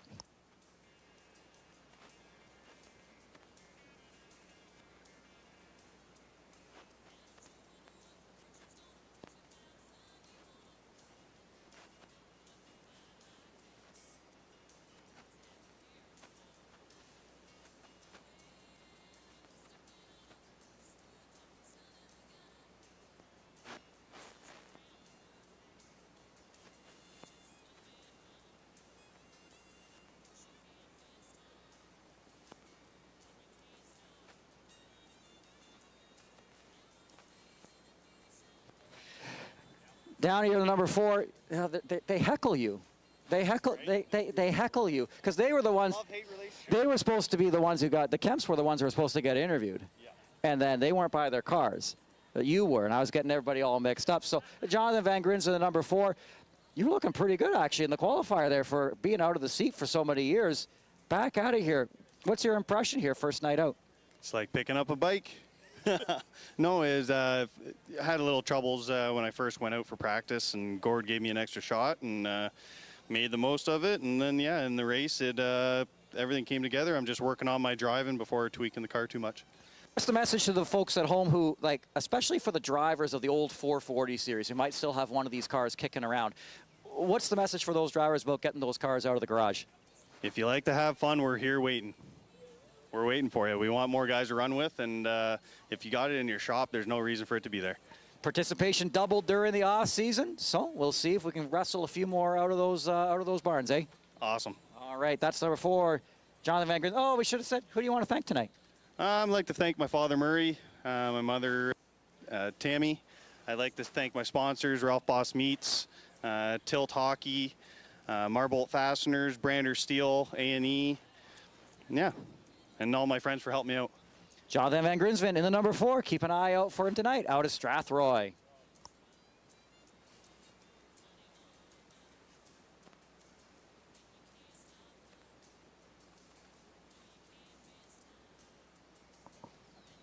As John Paul comes around here, so the new Grand Bend Speedway pace car. This is on the list of things at the track that I'm not allowed to touch, much less drive. I don't even know if I'm allowed to look at it sometimes, but it looks great. Be seeing it out here tonight, the new Corvette pace car. Sharp looking. Official pace car for Grand Bend Speedway. Sponsored by Corporate Motorsports and Camp Canada RV. Keeping the pace in 2026. Swing on over and talk to the blue number 6 of Alexis Eaton. Alexis, we were watching you earlier in the evening in practice, and things were a little bit of a struggle. What was going on earlier tonight?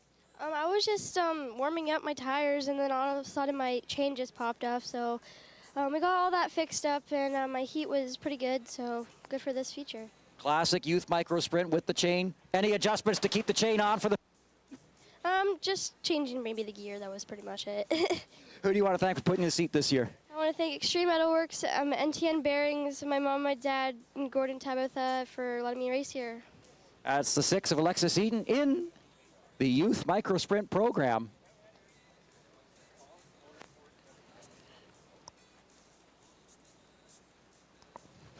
Killian in the 75. Killian Collins in the 75.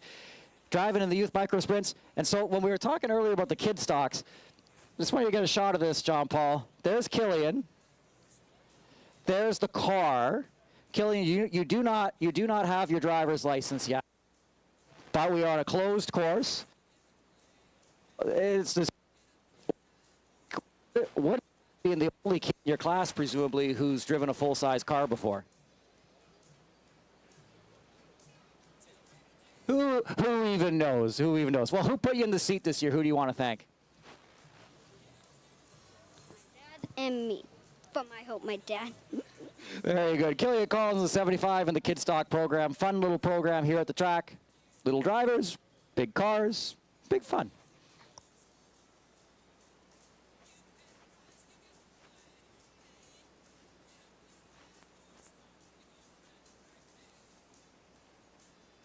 Why are you all running away? Why is everybody running away? They all scattered. I know. I don't know why they're doing that. But. Everybody scattered. Everybody scattered. All right, let's come in here. Introduce yourselves to the fans. 27T. Who's here tonight? My name's Matt Tallman from Strathroy, Ontario. Well, coming out to Grand Bend Speedway. Is it your first time at Grand Bend Speedway, Matt? Yep, first time at Grand Bend Speedway. I've been running Delaware the last couple weeks. Brand new car, first year ever racing. So we're figured we gave Grand Bend a go. We had the car still in the trailer after last night, so figured to make the trip down here. Okay, hit me with some first impressions, right? Big half mile at Delaware, small bull ring, quarter mile, Grand Bend. Very different tracks. Yep. You having fun tonight? I'm having a lot of fun. The tri-oval kind of scares me a little bit. It's really fast. It's a lot faster than I thought it was. The track looks a lot smaller when you're actually on it, too, which is kind of a cool feeling. So, yeah, we're just going to give her everything we got tonight and see what we can do. Okay, keep your elbows up on the bull ring. Who do you want to thank for putting you in the seat this year? Oh, I got a ton of people. I got to thank Freno Concrete, Cal Tire, Strathroy Sports, Lawn Lab, Printmore, my mom, my dad, my amazing girlfriend, my papa. We had to throw a new rear end in the car after the first week at Delaware after we get wrecked, so we helped me put that in. Just everyone that's helped over the last couple weeks has been absolutely huge. Keep it out for Matt. First start at Grand Bend Speedway in the 27T. It's going to be a lot of fun tonight. Justin Culver in the Sad Nuggy. Oh, hello there. How goes it today? Well, we were watching the heat race, or not the heat race. We don't call them heat race. Qualifying race. Oh. And, you know, John Paul was saying, because he's announcing with me tonight, We said you were sitting in second. We said, no, he's a bit of a sad nuggie in second. And then you got to the front. We said, maybe he's a happy nuggie now. How you feeling? Sad nuggie or happy nuggie? I'm a happy nuggie personally, but Nuggie's always sad. He's a poor, depressed chicken nugget. Where is the nuggie today? What's he attached? He's hanging. He doesn't. We're the reason he's sad. If you look how he's zip tied in there. I was gonna say he doesn't. I think it's always a sad nuggie in such a situation, holding on for dear life over there. But is this a new car to you this year, or just new paint job? New paint job. Same car as last year, but now it's officially mine. So, whoo. All right. I'm happy with it. Well, officially yours. Officially out front. I won't cut the electrical there button for you, but who do you want to thank for putting you in the? Wait, what's this over here? Sad nuggie. What is? Oh, you got the cards.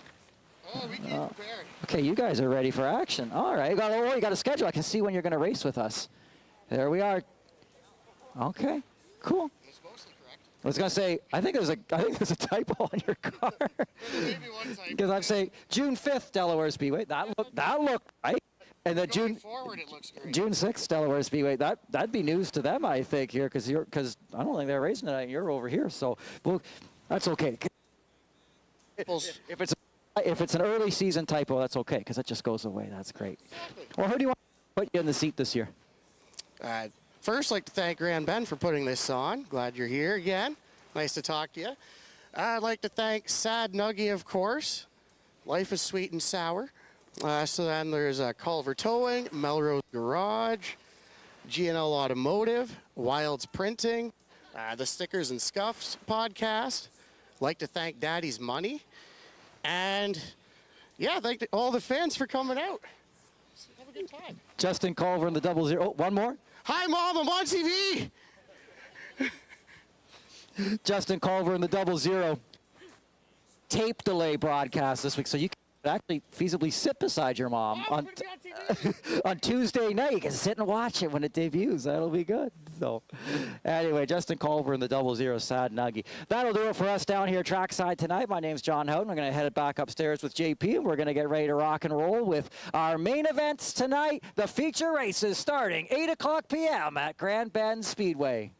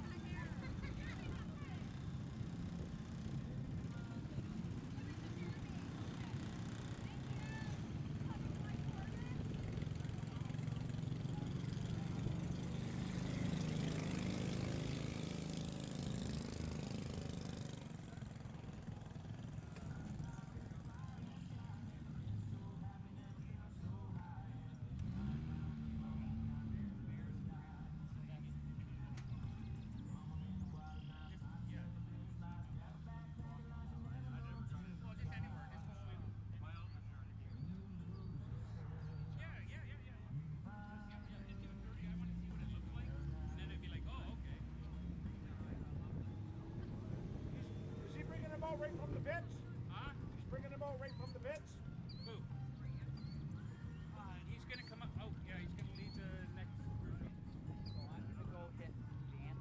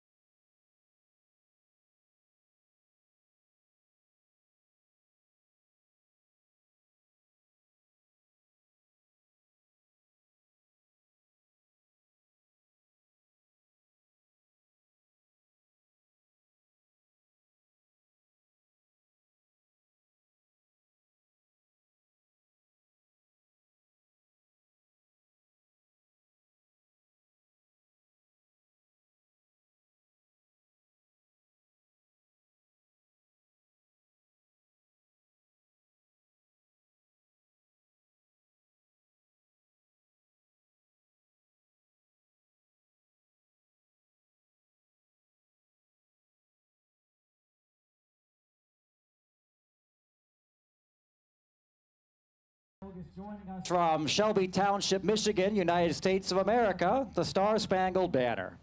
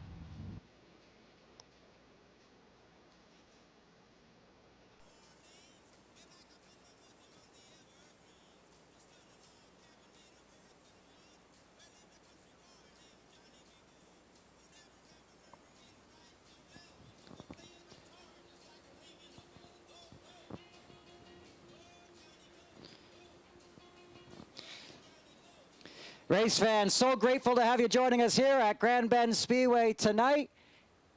It's the debut of our V8 sprints tonight in exhibition competition. Andrew Bogus from Shelby Township, Michigan becomes the first driver up to the plate in formal competition. This will be a little bit of a time trial program here for Andrew Bogus. What we're going to be doing tonight, we're going to be setting the baseline track record for the V8 sprints tonight.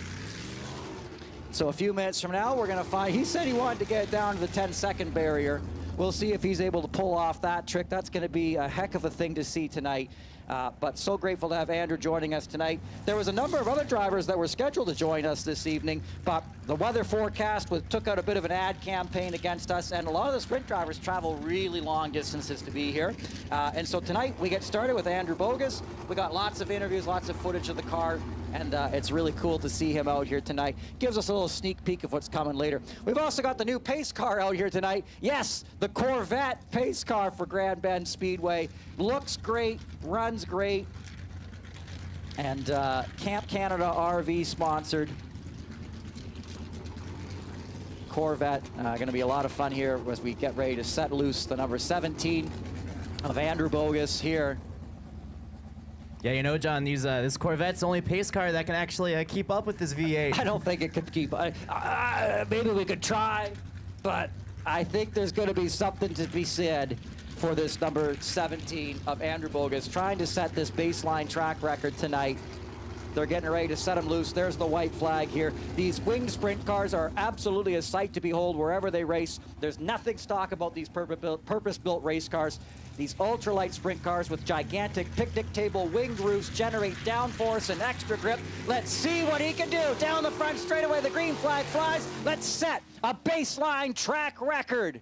It's going to take a few laps for this number 17 of Andrew Bogus to get himself up to speed. We'll find out what his first lap looks like here on the clock. Stops the clock at 11.556 seconds for his first lap. And we're going to find out, too, he runs the American Racer tires on these, and that's an affordability measure that runs with this type of sprint car. Again, we did a lot of recording with Andrew Bogus in the pits that we're going to be releasing to our YouTube channel, where he really walks us through the car, walks us through the series. And when he's throwing it into the turns, he's diving it in as hard as he can. He implied to us that eventually the dream would be to be able to go around the turn without lifting. I don't know if the handling's going to be quite there. He's got a number of laps to try to make it in here. This is his 5th lap, I believe, and that was his best lap so far, 11.235, so shaves just a little bit off of it there. And there's the halfway signal, so he'll have 5 more laps to try to best that time. And afterwards, we're going to go down trackside and let him know what he got.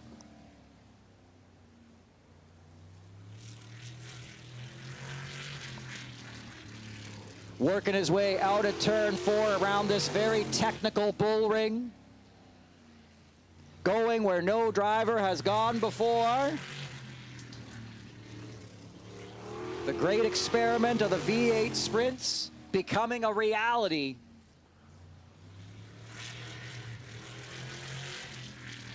Best lap so far was back in lap number 6.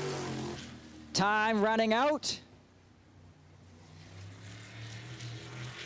He wanted to try to break it into the 10-second barrier. He's almost done that. He's just shy of it here, just about a 1/10 of a second off from getting his best time. There's the checker. Did he do it? Well, it'll be back in lap 6 with an 11.072. He's going to kick himself. He really wanted to get down to that 10-second range. We'll swing on down here and catch a quick word with Andrew Bogus.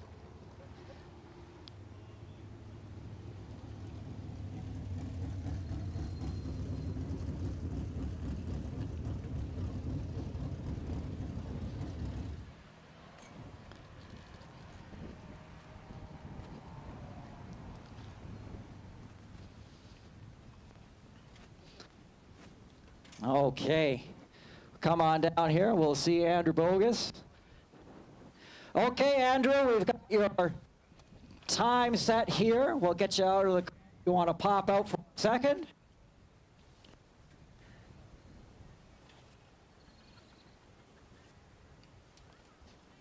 And he'll hop out as the new Grand Bend Speedway track record holder. Race fans back on lap number 6 with an 11.072 second lap. Andrew Bogus from Shelby Township, Michigan sets the benchmark track record for the V8 sprints.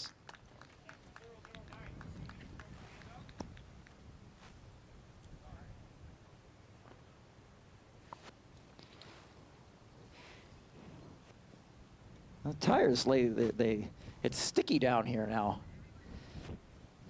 It's laying down. Well, Andrew, we chatted briefly during the autograph session there. You're now the new benchmark track record holder at Grand Bend Speedway. Congratulations, of course, and looking forward to seeing these V8 sprints in competition going wheel to wheel later on this season. Yeah, thank you guys for letting me come on out. It was definitely a pleasure. Going out this track, I thought we were going to go faster, but I don't believe we improved, but we definitely set a pretty good track record for these cars. I'm super excited on racing back here later this year, and especially with the Tri-State Sprint Series, along with the series, and hopefully we can get some great car count going here, and I see definitely a lot of potential running in this. Race fans, it's Andrew Bogus and the V8 Sprints. Put your hands together, our new benchmark track record holder. I just want to say something about the V8 Sprints. There is more. I know it's opening night, and we appreciate Andrew and Terry and their whole crew for coming out. We do. One is we just didn't make it. The next time out, we got them, and then there's Tate O'Leary. His car's almost done, and we have a few other people. So it's going to grow. Canada's home for sprint car asphalt racing. Okay? So we're going to keep at it, and we appreciate it, okay? So thanks to fans for coming out. If I don't see you later tonight and stuff because I'm busy, but thanks for coming out, and enjoy. Gore Bennett, one of the promoters here at Grand Bend Speedway. Oh, Andrew, just last thing. Who do you want to thank for putting you in the seat tonight? I missed that one.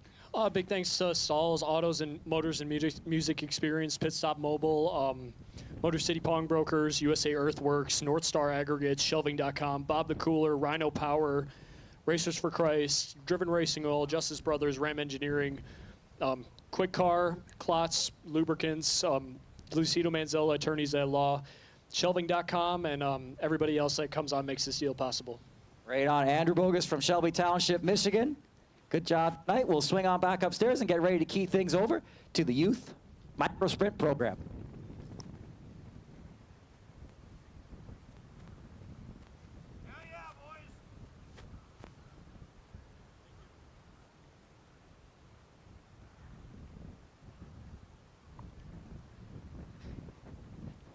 You guys are having fun tonight.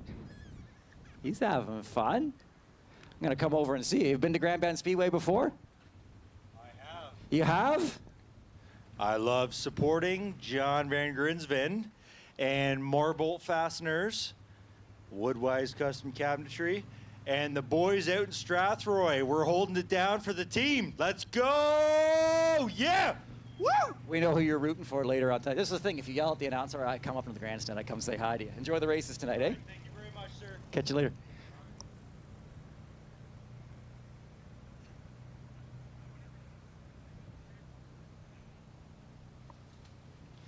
Keying things over now to the Youth Micro Sprint program. Track is now clear and ready to go.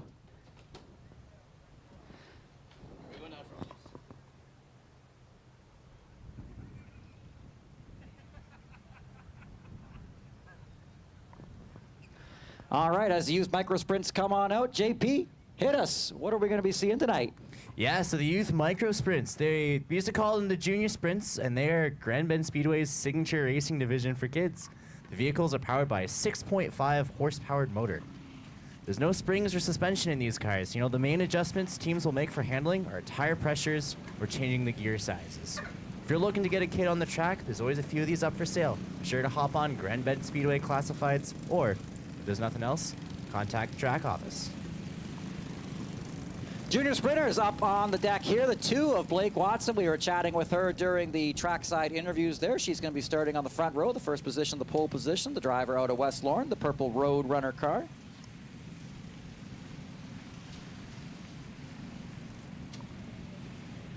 On the high side of row number 1, that's going to be the 6X of Maxwell Lloyd.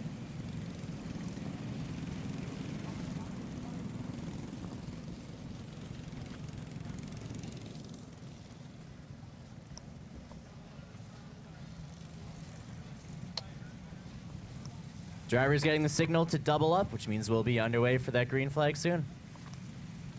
The 85 is Ryan Clark. On his high side, it's going to be the 9 of Ethan Lloyd, the blue number 6. That's Alexis Eaton, Eaton out of London. The 39 is Landon Moore out of Watford. The 90, that's Paisley Lamont out of London. 57, that's Maxon Dessat. Had a little bit of a struggle in the qualifying heat races earlier tonight, but in the B main, or the B feature rather, was looking pretty good. Driver out of Chatham, 57, Maxon Dessat. The 75 is Killian Collins. And down the front straightaway, the green flag flies, and we are racing with the youth micro sprints. The 63 was Charlotte Aaron. That rounded out our 10-car field. Whoa, the 57 of Maxon Dessat down to the inside. I don't think he hit the wall. But that's going to be a snap caution. No laps in the books.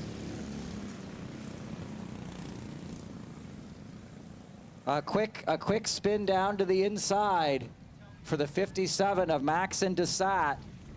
Whoops. Did you catch what happened there, John? Was that 1 car or was that 5 cars? I didn't catch what happened. I don't know that the checkerflagmedia.com team is going to have caught that either, because that was a little bit further on back in the field. I was looking pretty much, I feel like I was looking right at it, but I caught the 57 just break from the pack down to the inside, and it's going to be an easy cleanup. I don't think he hit anything, but man, this is a tough opening night for this kid. He's trying so hard out there. I really thought after watching him in the B feature that everything had turned around, but they'll get him straightened around here, and he'll tuck in the line. We'll rack him, stack him, go back at it. But it's just like, I remember when I was a kid and I was racing in the junior late models, and it's like when it's when it rains, it pours. It's like you're out there, you're giving it everything you got, and it's like spin, crash, and the cars are really robust. It's like, unless you're doing a major steering damage, or a wheel falls off or something like that, that's kind of the end of the night. But for the most part, these drivers really are like, it kind of does get in their head a little bit. They get the double up signal here at the start finish line.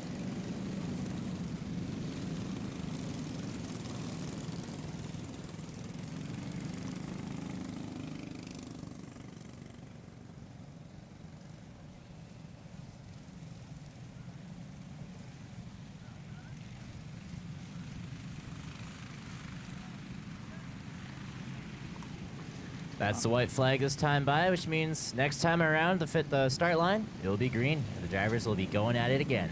So 2 of Blake Watson going to be leading us to green. We got some sharp drivers at the front of this one here. 2 of Blake Watson, 6X Maxwell Lloyd, Ethan Lloyd in the 9, Ryan Clark, 6 of Alexis Eaton. This is the experienced group actually at the front of this. Those are the drivers you really want to watch for. They bring out the best. I'm still watching that 57 of Maxon Dessat. I'm pulling for this kid from the back of the pack. Let's go. Green flag flies. We're off and racing. Let's see what we can do with it. 25 laps. And we're going 3 wide. Looking 3 wide there for a moment. The 39 making it on the bottom there. It is just neck and neck for first here with the number 2. Watson and the number 6 of Maxwell Lloyd. And still wheel to wheel out at turn 2. That fight, not going to be a quick one. Number 2, Watson get a little wobbly though over there. Out of the 4th turn, Watson in the 2 holds the spot from a charging 6X of Maxwell Lloyd. The 6 of Alexis Eaton in the blue machine, waiting in the wings there, a few lengths back, number of lengths back actually. This front duo has kind of gotten away. Look on the straightaway, the 85 of Ryan Clark, he's taking a lot of positions here. He's coming up. Yeah, watching the mid-pack. The 9 of Lloyd and the 85 of Clark and the 39 of Moore have all are sticking close together here. Definitely a pitched battle to be watching here. That's your battle for 4th, 5th, and 6th. 85 of Clark up on the high side. Landon Moore in the black 39. Keeping tight with that group here. That's the battle to watch on this racetrack. Out at turn 2. The 9. Oh, on his own goes the 39 of Landon Moore out of Watford. Draws our second caution. It much the same way. Let's watch it on the replay here. It's just going to be the back end just comes around. Yeah. And very similar, I think, to what we saw with the 57 of Desat in many ways. Phillips slows it down here a little bit. There he goes. And we just... I don't think anything broke on it, but it breaks loose coming off the turn just when they're getting straightened around, still carrying that momentum from the turn. That was the black 39 of Landon Moore, driver out of Watford. Yep, safety crew just going to give him a little push, then you'll be right back in the ring.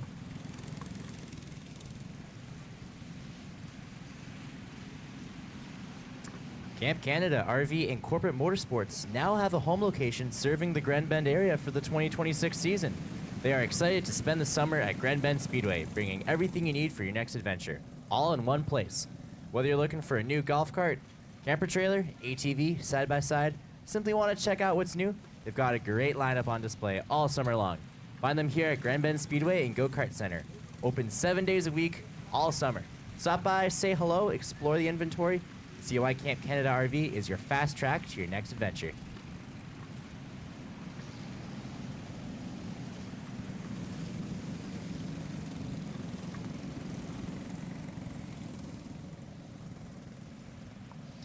Safety crew heading off the track there. We also want to recognize that Grand Bend Speedway Family Go-Karts is open throughout the summer, including on race days. When you visit the beach at Grand Bend, this is one stop you've got to make. Karts run on our quarter-mile tri-oval track. Adult karts and ride-along kids karts are available. Call ahead or visit grandbendspeedway.ca for daily operating hours. White flag, they're doubling up here.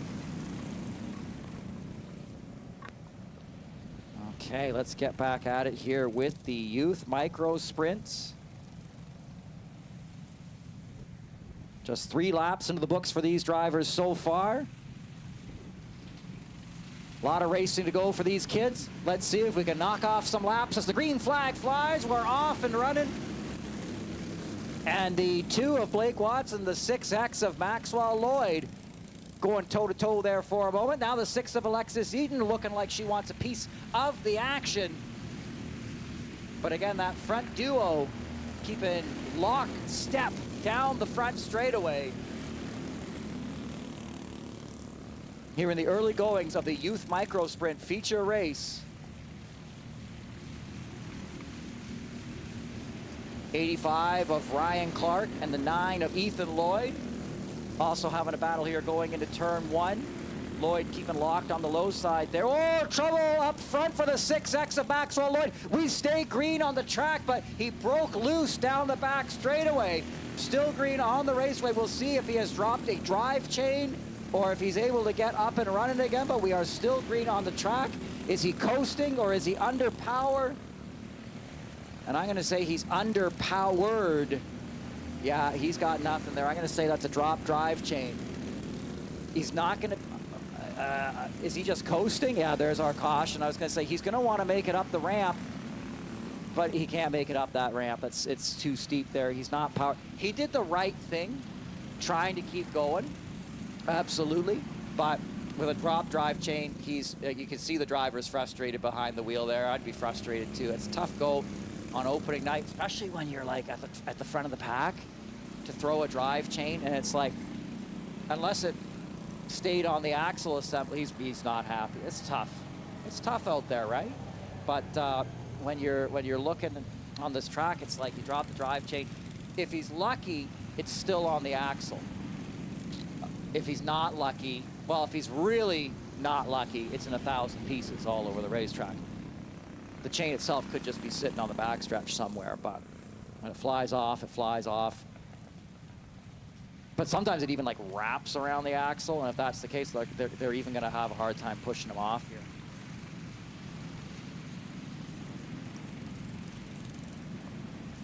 And I think that might be the case here because the question here is, are they going to load him onto this trailer? Or, yeah, they're going to load him on the trailer. That tells me that maybe the drive chain is like wrapped around something, or they just want to make sure he gets all the way back to his pit. Why the 90 has stopped here. The 90 of Keegan Lamont, or Paisley Lamont rather, out of London has stopped in a convenient location, admittedly. We don't have space for 2 of those on the trailer, but that was a convenient location to stop. Safety crew just giving a push there, seeing if it starts.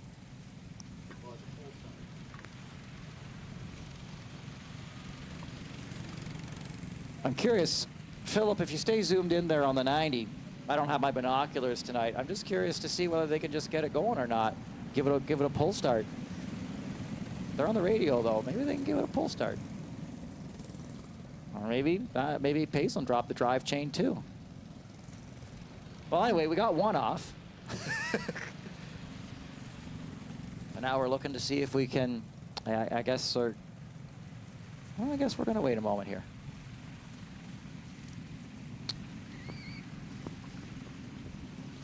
Marbolt Fasteners in Strathroy. In a need-to-now world, nothing is worse than not being able to take your soybeans off, not finish a fabrication job, or even finish a bed frame for your family staying for the weekend because of a few bolts you could not find in town. With over 10,000 different items in stock, we are your solution. Locally owned and operated, visit marbolt.com. Tonight's racing is brought to you by Marbolt Fasteners, Strathroy. In a need-it-now world, nothing is worse than not being able to take your soybeans off, finish a fabrication job, or even finish the bed frame for families staying the weekend because of a few bolts you couldn't find in town. With over 10,000 different items in stock, we are your solution. Locally owned and operated, visit marbolt.com. McLean's Home Hardware is located at 70948 Blue Water Highway, RR1 in Grand Bend. Your one-stop shop for paint, tools, grills, home improvement supplies, and more. Visit homehardware.ca for a full list of products and services. Grand Bend Speedway Racing Divisions make use of Cobra Racing tires. Racers have noticed the difference that these long-lasting, high-performance tires can make. Far from changing out tires every few races, many drivers can make a full season on one set. Contact the Grand Bend Speedway track office for more information about Cobra Racing tires. For a full schedule of summer events at Grand Bend Speedway, visit grandbendspeedway.ca.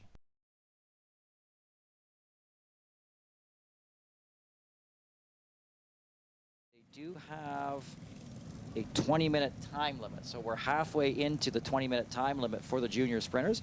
That's a new thing, and it's worth thinking about, because if they're under green flag racing and they hit their time limit, it's fine. They just keep racing. There's no problem. Next flag would end the race. But they don't want to hit that time limit while they're under caution, as I understand it. So safety crew has been lickety-split here. It's tricky when you have you have one caution, you get one vehicle off, and another vehicle stops. That's a little bit tricky. But here with the 90 of Lamont, they're going to be able to tow that driver off the field. And we're going to be ready to go back racing here momentarily. So that driver's clear. And 6X of Maxwell Lloyd, that worked out because he's back on the track. So he's thanking his lucky stars.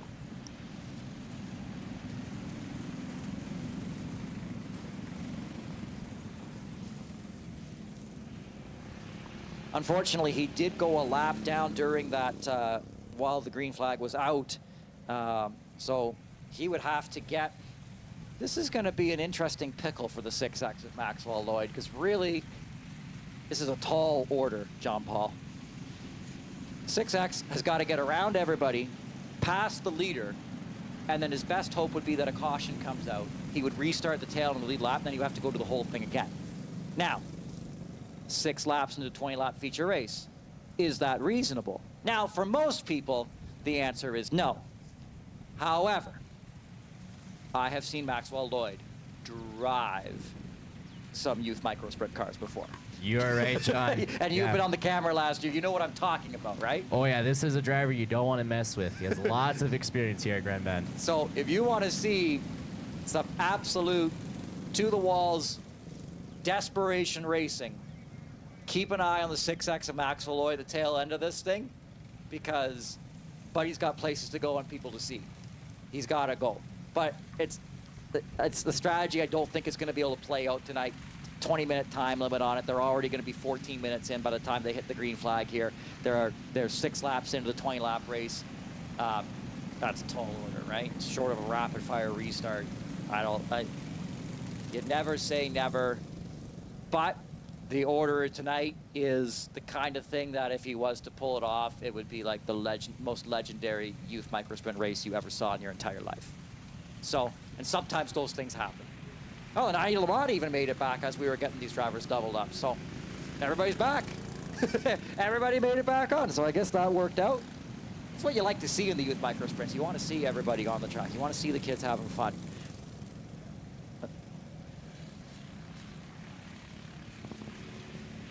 Okay, we're set to go green this time by. The 90 Le Mans going to be almost at full speed when the green flag drops here.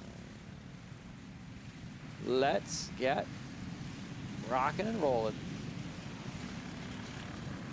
As the white flag flies here.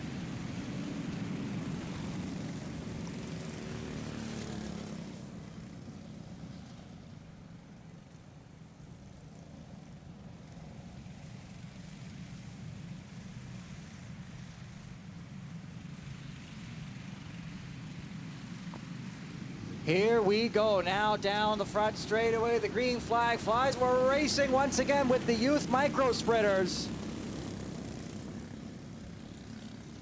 Blake Watson, strong out front. Now it's the 6 of Alexis Eaton who's been the beneficiary. Watch the middle of this pack, the 6X of Maxwell Lloyd.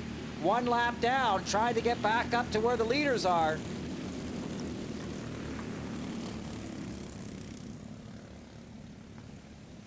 Scoring actually reporting the 6, we were mistaken. The 6X actually is on the lead lap.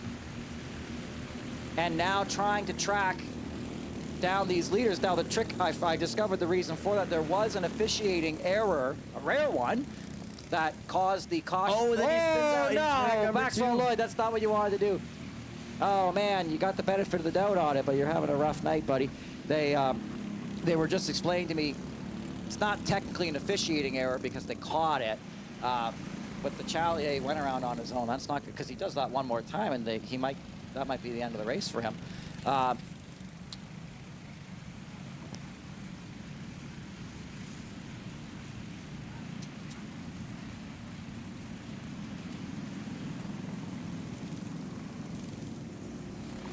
Yeah, so that might be the end of his night there, because that was that's the 2 strikes you're out for a solo spin.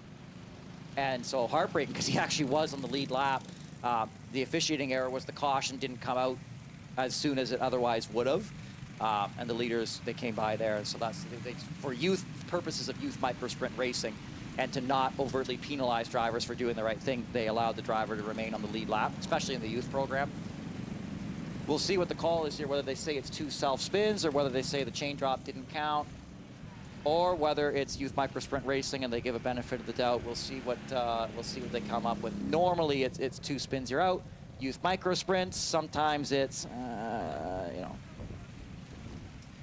Yeah, they're calling them all. They're gonna say opening night, let's go racing, kids. That's what you want to do in the youth microsprint program. Like, white flag flies. Stack them, rack them, let's go at it. They're going to be coming up on their next, on the time limit, depending how the officials score it. It could be after this green flag. The next flag could end the race. We'll see how it shakes out. It's opening night. They're still working through some of the new procedures.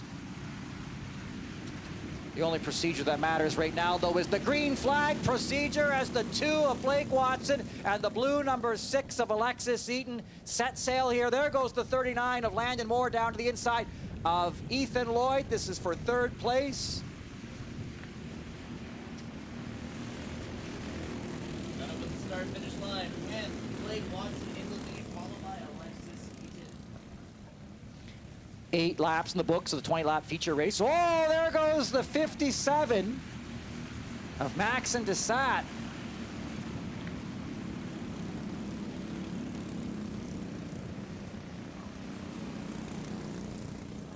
And we'll see here how this is scored. Not sure what happened there, John. Was that a collision with another car, or was that another solo spin there? Well, and I just realized too, my scoring monitor was all messed up, so I actually don't. I thought we were over the time limit. Next caution ends the race, but I was actually mistaken. Here. We have not hit the time limit yet. I think they'll probably get one more restart in.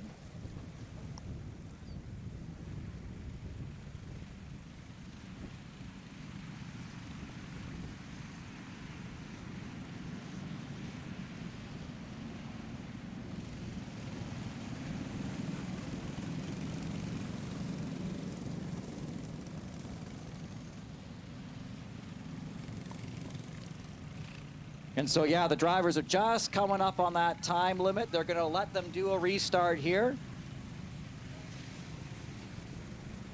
And we're probably in a condition where the next flag would end the race.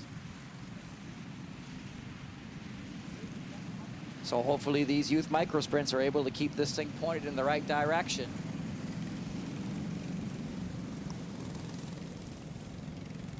Technically, that would be 2 for the 57 as well. But again, people always keep track at home and they go, well, he spun twice, you got to do it. Listen, youth micro sprint racing, the spirit of the rule is a smooth flowing event. That's the spirit of the rule. And especially with the youth micro sprints, they have been known, especially early in the season when the drivers are still, because if you don't let them run the laps, they don't learn how to drive the cars. That's the a four-cylinder, compact driver fundamentally knows how to drive the car. The youth micro sprint drivers, if you don't let them get the laps, they don't figure it out. So we're hitting the time limit here. We're going to hit the green flag. Come on, kids. Let's take it to the end. 20 laps the distance, 7 laps in the books. Let's go, youth micro sprint racing at Grand Bend Speedway. I told you, if you kept an eye on the 6X of Maxwell Lloyd, you'd see his show. He's already up to 4th. Great, Johnny.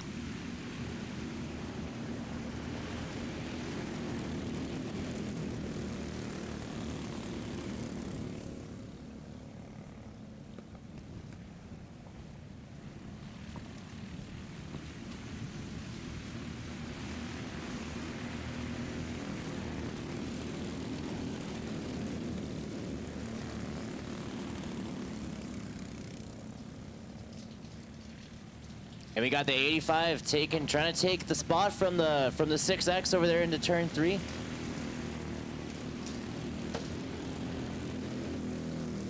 Halfway this time by here at Grand Bend Speedway for the youth micro sprints.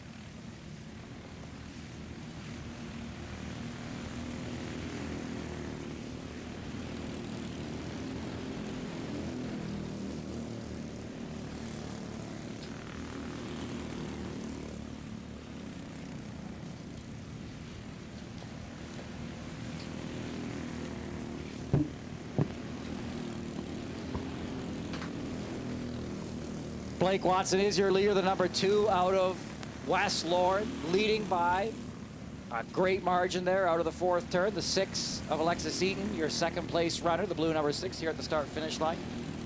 From there, it's the 39 of Landon Moore up to 3rd. The 4th place battles between the 85 of Ryan Clark and the 6X of Maxwell Lloyd. And once these youth micro sprints, once they hit their rhythm like this, they really are able to set sail. Kids doing a great job out there tonight.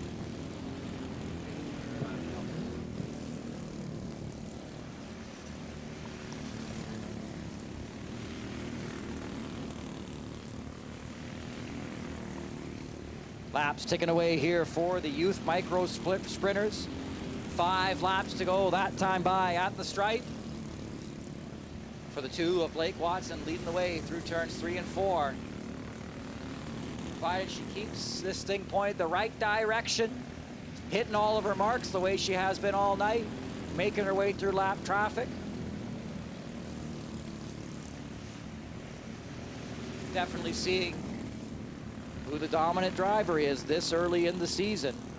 Always takes a few weeks for these teams to hit the setup just right.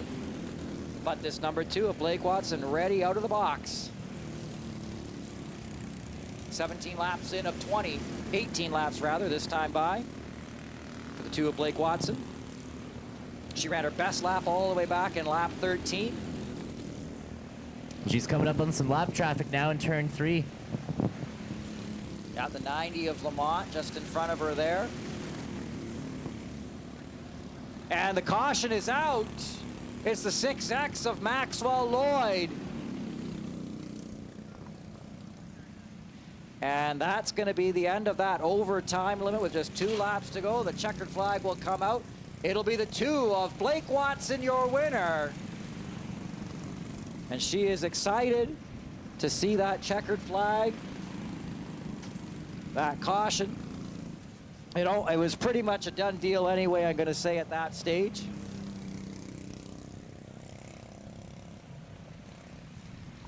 So we'll come on down to see Blake Watson, our winner. The Youth Micro Sprints tonight. Grand Bend Speedway season opener.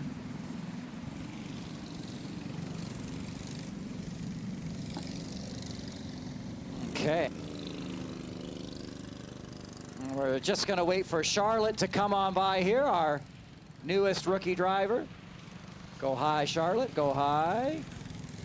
That's good. And then Landon Moore's coming in. I just don't trust the brakes. I just don't trust the brakes. I've been around these cars long enough. Okay, we're cool. Oh, Charlotte's still out there, though. Okay. I'm gonna do a rare down the track, make sure Charlotte doesn't hit us. Oh, and exit. Okay, exit. Exit stage right.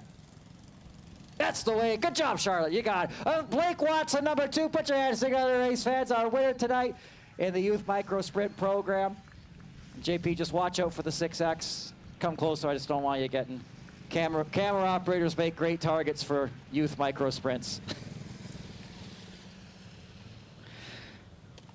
Well, Blake, as we get the balaclava off, all the fire protection equipment, congratulations. It's exactly the way you'd want to open the season opener. We were chatting there before the race, and this is a very fast purple number 2 tonight. Yeah, she's looking pretty good. It's a great way to start the season off. It feels great to be back. I was looking forward to some good hard racing with the 6X, but it looks like he was just having some car troubles. So instead, we got to have it with the 6. Who do you want to thank for putting in the seat this year? I'm going to thank Stickers and Scuffs, Ladies of the Oval, Derek's Mowers and Blowers, Mom, Dad, Grandma, Grandpa, and all the fans who come out, Gord, Tabitha, everybody who helps this track. Race fans, that's the 2 of Blake Watson, your winner tonight in the Youth Micro Sprints. Alexis, congratulations, 2nd place run. Who do you want to thank for putting the seat this? I want to thank Extreme Metalworks, NTN Bearings, my mom and dad, my Nana, and Gordon Tabitha for letting me race here tonight. That's the 2. Oh, sorry. The 6. That's the 6 of Alexis Eaton. And that's the 2 of Blake Watson. And I'm the announcer, John Houghton. And there's the cameraman, JP. See, we know who everybody is. We keep track.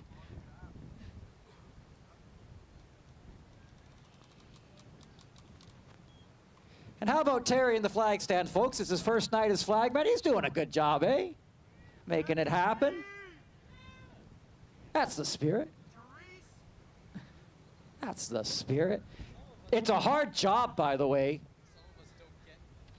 Oh, camera operator Philip is mad. I didn't say. I didn't say who he was. I only call Philip out every few minutes when we want the replay. Philip Tomaszewski up in the checkerflagmedia.com camera loft. He wants the credit. Yeah, John, I'm hearing some chants from the grandstands. People saying Terry is the man. Terry's the man.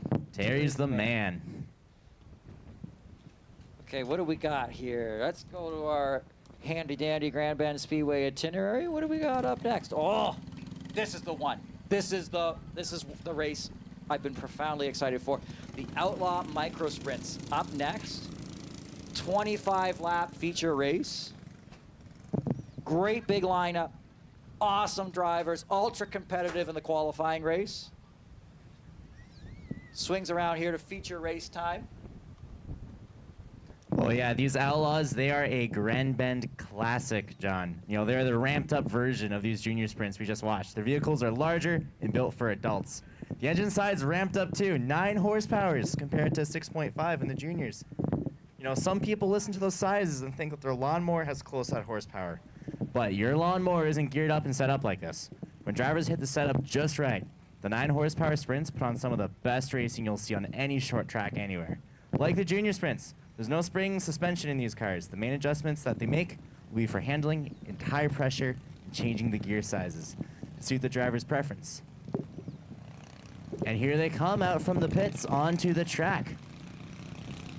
Following the Corvette lead car here. Yeah, that brand new pace car out there on the track at Grand Bend Speedway. Corvette pace car, looking sharp. They were taking it for a few hot lap rips during the intermission as well, between the qualifying races and the main event. Grand Bend Speedway, we of course run that unique schedule where at 4:30 p.m. we get going with the qualifying races, and then at 8 o'clock p.m. we get started with the feature races. Now, some, especially die-hard race fans, they say, why are you doing it like that? Why you run the qualifying races earlier and then the main events later on in the evening? Why not just run it all as one big giant program? The answer is, honestly, it's the beach. That's the answer. And so when we're thinking about people coming to Grand Bend Speedway, a lot of times they're coming to the beach first. It's their once-a-year trip to the region, and they may not be familiar with motorsports at all. And so the idea was for those beachgoers, rather than saying we got this great big, 3-hour, 4-hour long deal that starts at like 5:30 and runs all night while you're still at the beach and etc., we're able to say, listen, if you've never been to a racetrack before, you've never seen a race car before, if you show up here at 8 o'clock p.m., you'll get your 20 bucks worth. That's the idea. And so we also have that meet and greet session down trackside so we can get close to the vehicles before those main events. And so it's a little bit out of the box, certainly if you're used to seeing the itineraries that many other tracks run, but Grand Bend Speedway is not any other track. This is a track located right next to the tourist town at Grand Bend, and so it has some special ways of running its itinerary and its scheduling and its on-track programming geared towards people who've never seen race cars before. Getting the signal to double up here. So it looks like on the inside in first is the 99 of Tyson Fusil. And then on the outside, taking the second position, is the 13 of Ray Janice Jr. out of Windsor. And then we got the 52 of Carter Nickel. We have the 33 of Mike Beneteau. We have the 90 of Keegan Lamont, the 67 of Olivia Curtis, the 12 of Gareth McLean, the 98 of Bryson Fuller, the 23 of Athen. Here at Grand Bend Speedway. As we come into the white flag here, our pace car peels off here on the front straightaway. And again, John Paul, this is the race I've been excited for in a special way all night long, because this program has grown so much in the off season. The Outlaw sprints, the package they're running, the drivers who moved up from youth micro sprints. This is really something special. It's a signature class here at the track, and we can't wait to set them loose here. As we make our way through turns 3 and 4, 25 laps the distance, we drop the green flag, we mash the gas, and we're racing with the Outlaw micro sprinters. Oh, trouble on the back straightaway, thread the needle, everybody. Oh, catch your breath. I don't know if that's going to be a caution. What do we got? He's stuck. He's stuck down there. That's going to be a caution. Oh, he's moving again. Is he moving? Yep, the 33 of Mike Beneteau. I don't know how he does it. He thread the needle, and he's coming back on the track. He's coming back on the track, and we're still racing. Okay, we stay green. And he's beached. He's beached. He's caught. He did the right thing again. These drivers, he did the right thing. He tried to get back on it, but he's wedged because the cars are low to the ground. He tried to get back out and he got wedged. But yeah, that 33, Mike Beneteau, he is... Just watch this replay. I'm he knows terrified. the track well here at Grand Bend. Cuts. I'd like to say it was skill that got him across, but replay that again in slow motion, Philip. This is a game, if you ever played the old game Frogger, watch this game of Frogger on the 33. Comes across, makes his way across the road, makes it to the other side. Mike Beneteau might not win tonight's race, but he did win the game of Frogger, and that keeps your car in one piece, so maybe you can come back and win next week. Oh, that is something else. Drivers are going to be doubling up here, with the 13 of Ray Janice Jr. in the lead, followed by the 99 of Tyson Fusil. Is Beneteau still in the lead lap?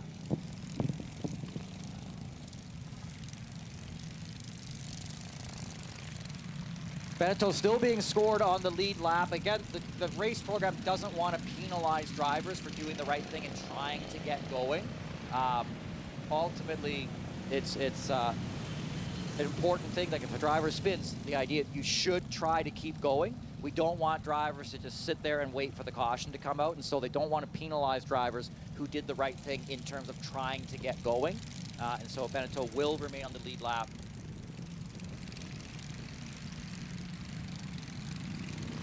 He'll start from towards the back of this one here as the green flag set to drop once again. Let's try again with the Outlaw Sprinters. 99 of Tyson Fusil and the 13 of Ray Janice Jr. start at the front of this one. There goes the 90 of Lamont down to the inside. And let's dance. Outlaw Sprinters. Pick your dancing partner. Who's coming along for the ride? 99 of Fusil, your leader, followed by the 13 of Ray Janice Jr. and the 90 of Keegan Lamont. Oh, but they're fighting for second there at a turn 4 to the stop finish. Looks like, yep, the 90 Keegan Lamont. Looks like he's in the lead of the 13 there. At the stripe, he took him. But the 13 of Janice Jr. not giving up, keeping right locked on the rear Nerf bars. And also joining that group is the 67 of Olivia Curtis in the red Tim Hortons car. And who else is there? The 33 of Mike Beneteau. Now he's up into the top 5. Mike Beneteau, he's done it again. After that early spin across the track, now he's just running in 5th, going for broke. Question is how's the vehicle handling? Because it was a spin there early on. But your running order looks like this. Tyson Fusil trying to win in his first ever start in the Outlaw Sprinters. That 99 out front used to be the 77, if you remember a couple of years ago, Austin McLennan. And Austin McLennan in that vehicle was very, very fast. And out of the box, the 99 Tyson Fusil with that youth micro sprint experience, he's pretty quick too. Let's check in with this group here, just coming into turn 1 right now. It's the 12 of Gareth McLean. And who's he racing with there? That's the number 23, Athen, out of Grand Bend here. They're coming up on the 4th turn, and they're going at it, John. Athen really looking They're up really going at it. Closing down the low side. This is a battle deep in the field. This is for 6th and 7th going into turns 3 and 4.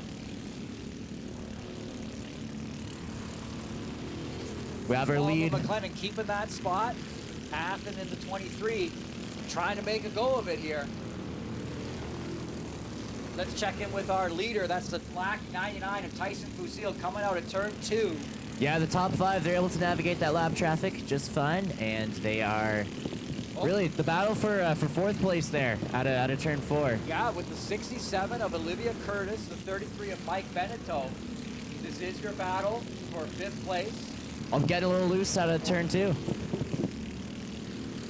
Beneteau right up. Now, Olivia Curtis, she's got that extra downforce wing. The wing on that car is the front of a full-size sprint car wing bolted onto the top of her car.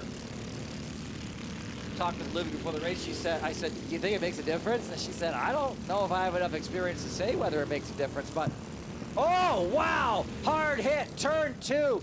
The 12 of Gareth McLean. Wham! Into the outside wall. And safety crew is going to scramble over to the site. Red flag on the track here. Yeah, just a whammo. I heard it before I saw it.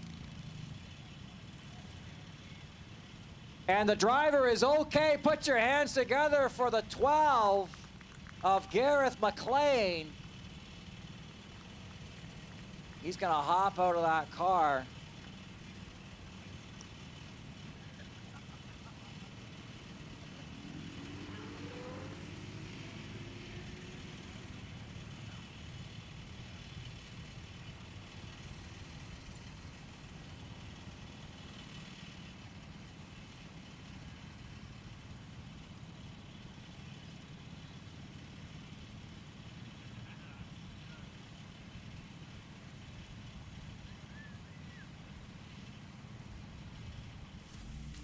Grand Bend Family Go-Karts is open throughout the summer, including on race days. When you visit the beach at Grand Bend, this is one stop you've got to make.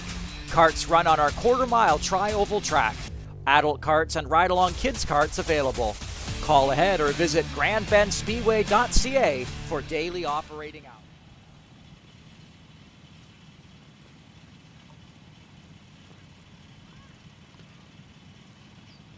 Takes a hard hit. Again, I heard it before I saw it.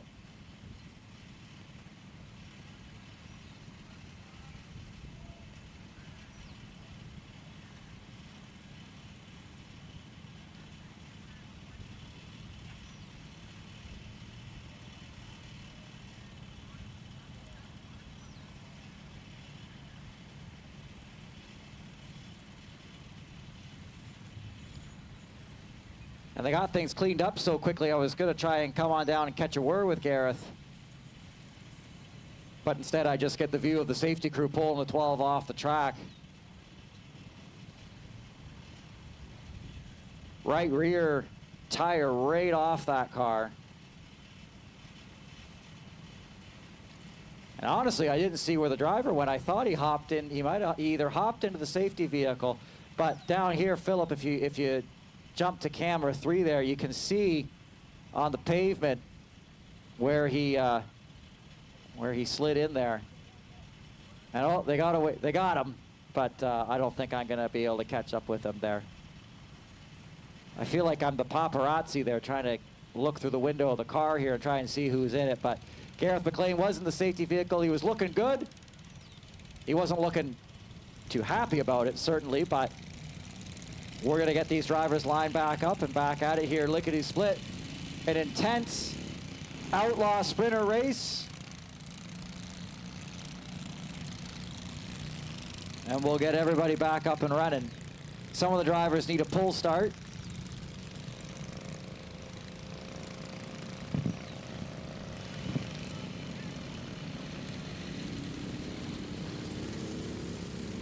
Yeah, you know, John, like, it's really amazing the safety features that they have in these cars.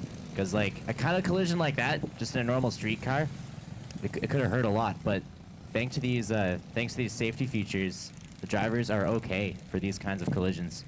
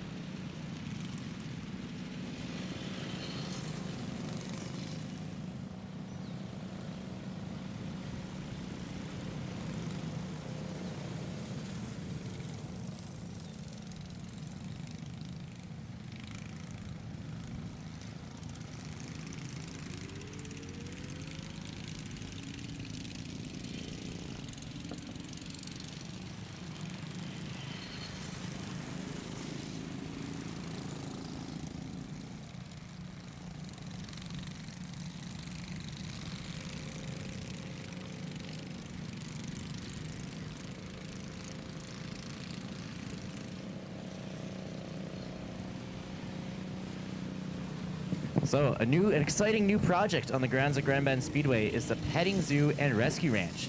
Now, as we get started with the script, I have to say on this one, you have to hear us out on this, because I remember the first time someone said there's a petting zoo and rescue ranch at the racetrack. I went, there's a what now in the where? And until I saw it, I didn't understand what they were doing. Until it was explained to me, I didn't understand. So we're actually going to go white flag on the track. We're going to come back around to the petting zoo and rescue ranch. It's so fun. It's so fun. It's so neat.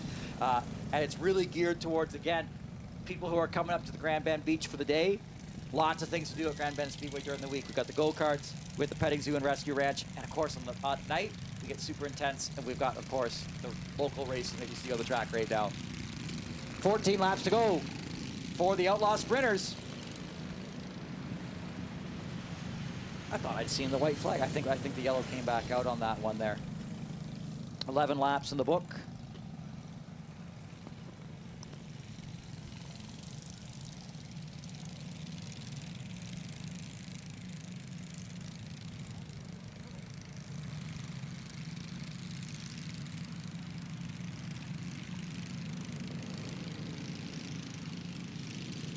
Okay, back to the petting zoo.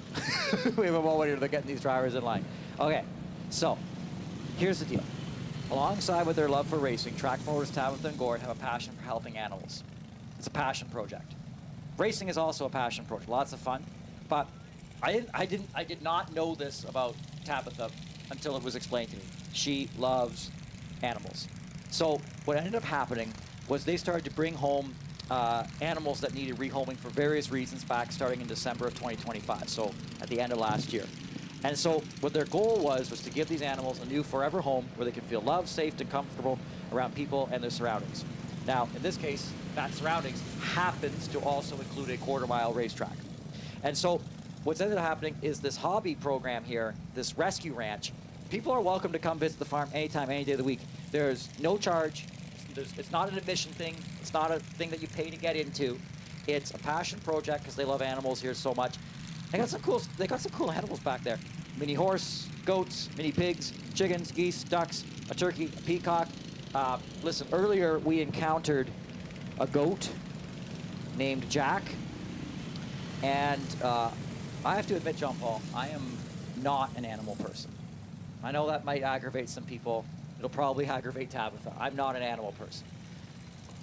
I feel like Jack had a bit of a personality. I feel like this goat worked its way into our hearts while we were setting up the cameras today, because we were watching him, because we could see it from the grandstand. We could see where he hangs out.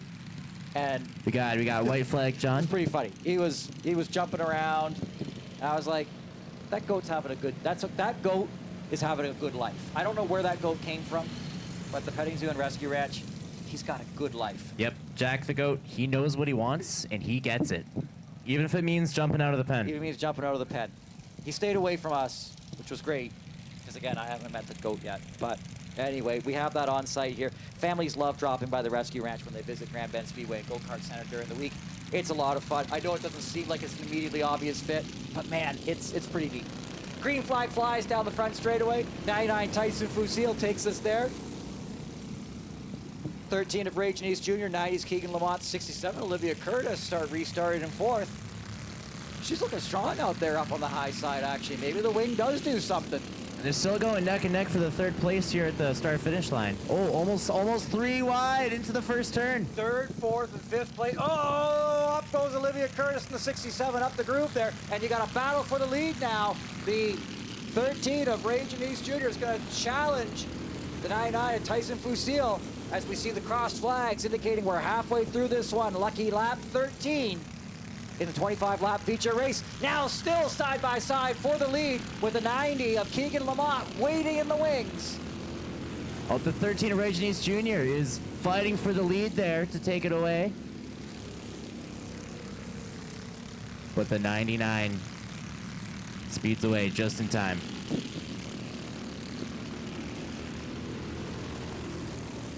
It looks like this here as they go through turns 1 and 2. The 99 of Fusil has broken away. The 90 of Lamont got up to second. The 13 of Janice Jr.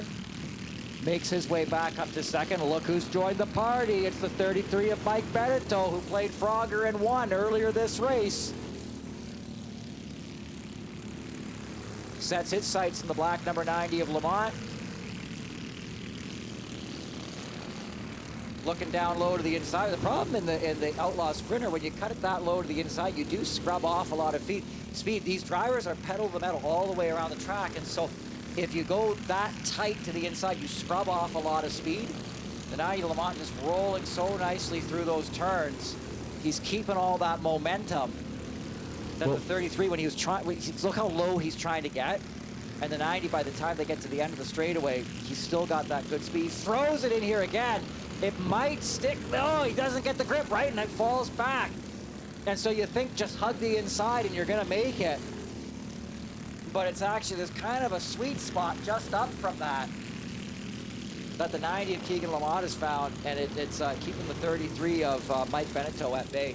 Your leaders up front coming out of turn 2, the 99 of Fusil, the 13 of Rage and East Jr. Oh, looks like there's some debris fell off the car out of turn 2. Not sure which car it came from, but it went flying across the track, and it's sitting between the red and the blue fence over there. I don't see it, but it must be out there if you're telling me. Well, we'll keep on trucking here. Race is just about wrapped up here. Someone's car got a little bit lighter. Oh, down to turn 4. Caution flag on the speedway. Oh, we just, our replay didn't quite catch it there. Oh, our replay didn't catch it there. Double hit on the trigger there. We have a replay trigger up there, and if it triggers twice, it does a short hit like that. That was our leader, the 99 of Tyson Fusil, down on the inside. I think we did catch it, but we just didn't catch it on the replay trigger here. So I'm gonna look on my monitor here and see if we can suss out maybe what happened.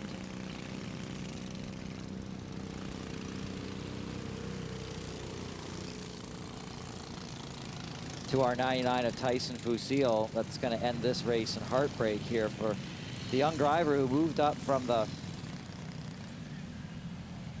junior sprinters.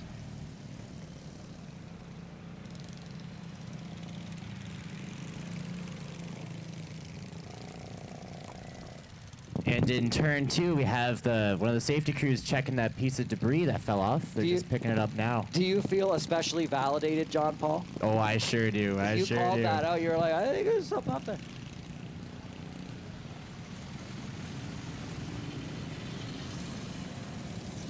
One thing's for certain, one of these sprint cars is a little bit lighter. That might be an advantage here. Yeah, I wonder what he's missing.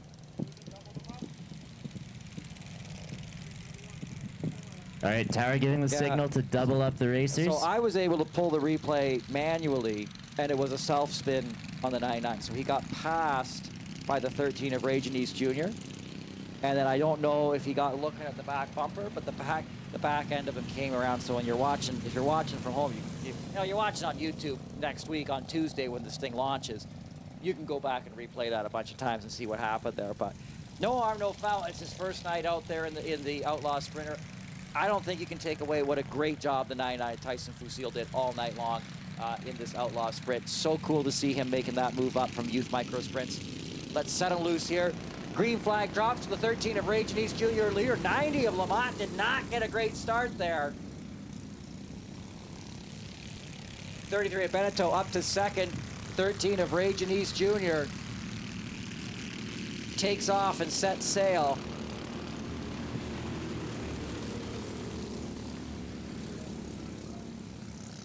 Oh, there goes the 90. Lamont down to the inside of 33 of Beneteau, who's way off the pace, gets passed by a bunch of drivers down the inside, including the 99 Tyson Fusil, who might be able to oh, and they touch out at turn 4. That's going to draw a caution. Yeah, it looks like there was maybe a little bit of contact there, and then yeah, let's see what happened. Something happened there. I don't know if the main cam caught it or if we're just going to have the turn 4 cam. Let's look at it here again. They come off the turn. Philip's slowing it down there for us. It's like I felt like the 99, when I was watching it live. Well, here, let's see from the top view. Let's full speed that there, Philip. Coming through there, because I just want to see. The 99 got down. He got really squirrely and slowed up. I want to see it one more time, but I think the 99 gets down in the dirt, down on the inside. Let's see it, yeah, right there. Bottoms out a little bit, comes up the track, almost hits the 67 Olivia Curtis. He's losing momentum. The 33 of Mike Beneto's coming through like a freight train. The brakes in these cars aren't like the brakes in your street car, right? If you jam on the brakes, it locks the rear axle and you're done. And so it happens so fast. You know, we slow it down on the replay, and we're doing the ultra slow-mo, but there's no, the amount of time Beneteau would have had to react would be now to now. Like, there's no time. And so that's tough go there for the 99 and Fusil. He's learning a lot, but that's coming with a bit of a cost now. So he was on the rails, and now he's paying his dues. You got to pay your dues if you're going to be successful in the Outlaw Sprinters. And so I guess Tyson Fusil is going to make some payments tonight in terms of experience. And that's all right. That's what it's all about. We got 3 laps to go. And we have a lineup shakeup. It's going to be the 13 of Rage and East Jr. alongside the 90 of Keegan Lamont. In the 3-lap shootout.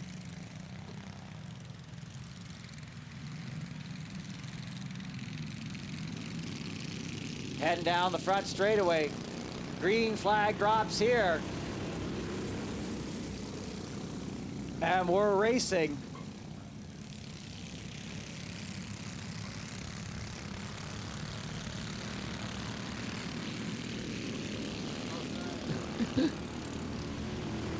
Yeah, the 33 and the 67 giving a good fight for third place here, just coming into turn 2. Being joined by the 99. That's the 99, Tyson Fusil. He's coming back in. He's back at it. White flag flies, final lap. Is he going to get to the top 3 after all this? Whoa! And he overtakes the He 33. does it. Hang on to it, buddy. Out of turn 4 now, down the front straightaway. Here's your winner, the 13 Rage and East Jr., 90 Keegan Lamont, 99 Tyson Fusil. Woo! I'm out of breath on that one there. So he in the end, he gets to 3rd. Way to go. That's racing. On his first night. Let's go see Rage and East Jr.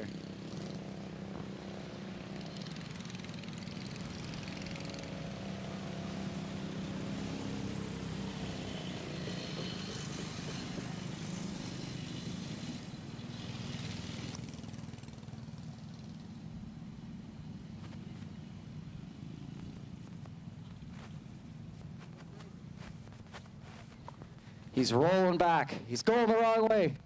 You got brakes? Oh, we do. We like you. We like you back a little further, but that's all good. It's all good.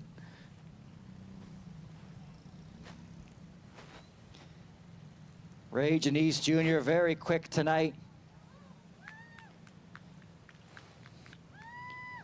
He's got some fans in the stands.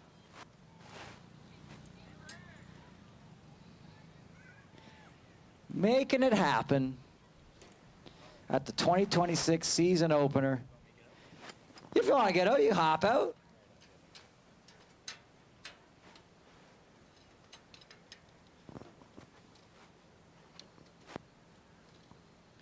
It's a tight squeeze.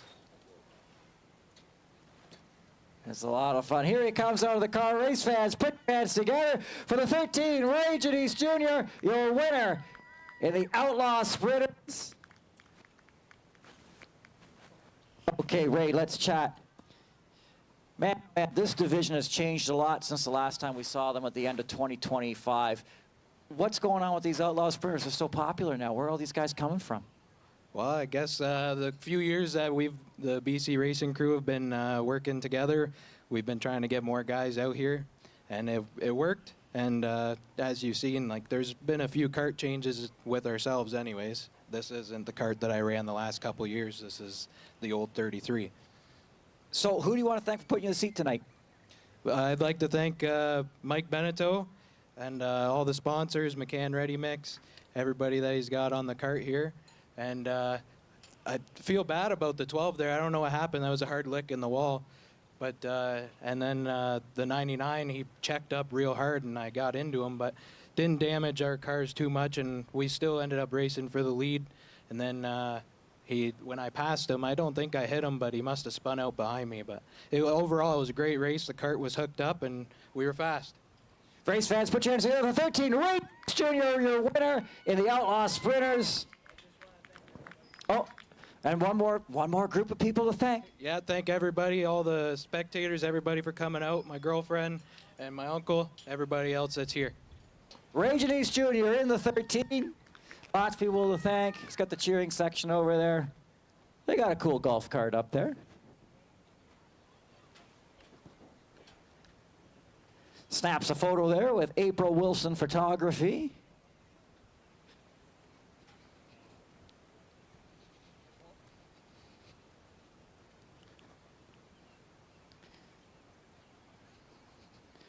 As we get keyed up.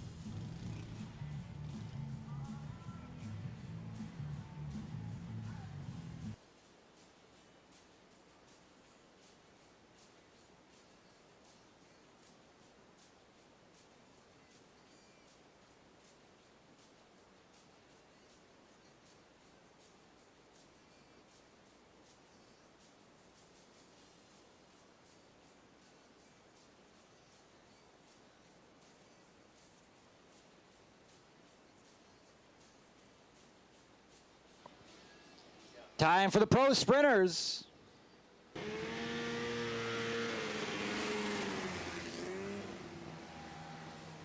There's 3. There's usually a 4th.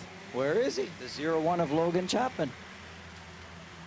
Oh, he's not going to make the start. I just got word. That's too bad. It was good to see the whole crew out there. So it's become a little bit of a club. We got 4 drivers in the 440. Not the 440s. Ontario Pro Sprints. They descend from the 440s. JP, walk us through. What are these Pro Sprints? Well, yeah, this is one of our new and growing series at this track. You know, these vehicles are a refresh on that 440 division that ran on the track years ago. These scaled sprints have a wing on the roof for downforce and are powered by snowmobile engines. If you have an old 440 sitting in the garage, these vehicles are in demand. Contact the track office or list your old 440 on the track classifieds and watch as it gets new life on this track. Or better yet, bring it out yourself and have some fun this summer. And so it'll be our drivers starting this one. It'll be the 4 of Jonathan Van Grinzen out of Strathroy, the 31K of Brent Kemps, and the 31 of Adrian Kemps. The 31 of Adrian Kemps, that's the black car. That's the father of Brent Kemps, and the 31K, that's the son.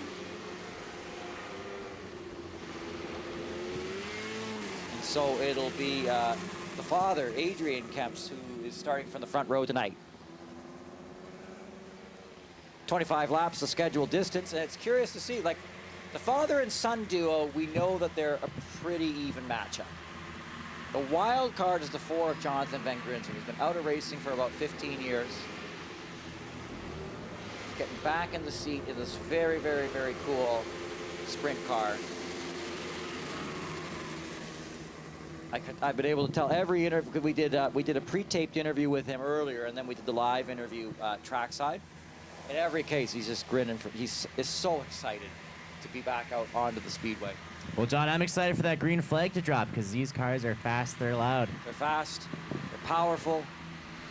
It sounds like winter, but it's actually really the sounds of summer coming your way as those snowmobile engines rev up, as the green flag drops, and we get underway with the pro sprinters.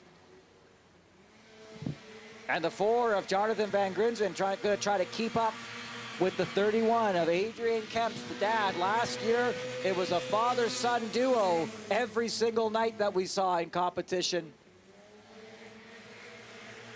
But now they've got company in the form of the 4 of Jonathan Van Grinzen and the 0-1 of Logan Chapman, who unfortunately wasn't able to make the start tonight for the feature. We saw him earlier in qualifying competition.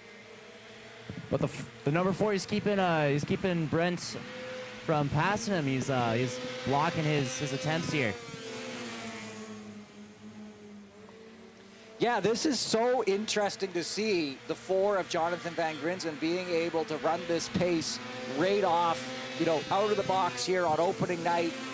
And the 31K of Brent Kemps doesn't seem to really know what to do with him here at this stage because he's been so used to racing against Dad. He's got somebody else here to try to go after. Meanwhile, Dad in the black 31 is just setting sail here out of turn 2. He's not getting away like crazy. It's a tight bull ring track here, but the 31K of Brent Kemps has got to try to find a way to make a go of it here with the 4 of Jonathan Van Grinzen. Yeah, you're right, John. That'll be the battle to watch here, just coming into the straightaway there. And like, it's not obvious to me in any way the 4 of Van Grinzen here on opening night. Oh, it bobbles a bit off of turn 4. That opens the door. There goes the 31K of Brent Kemps. And now you're going to see some driving from that 31K of Brent Kemps because he can see Dad is about a straightaway ahead of him.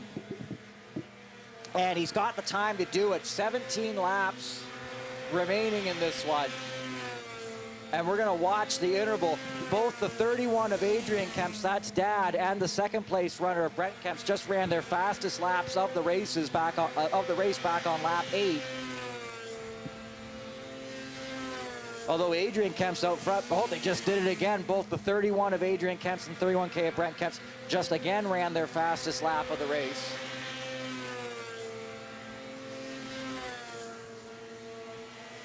In case any fans are wondering how fast they're going faster than you go on the 402. They're just discreet.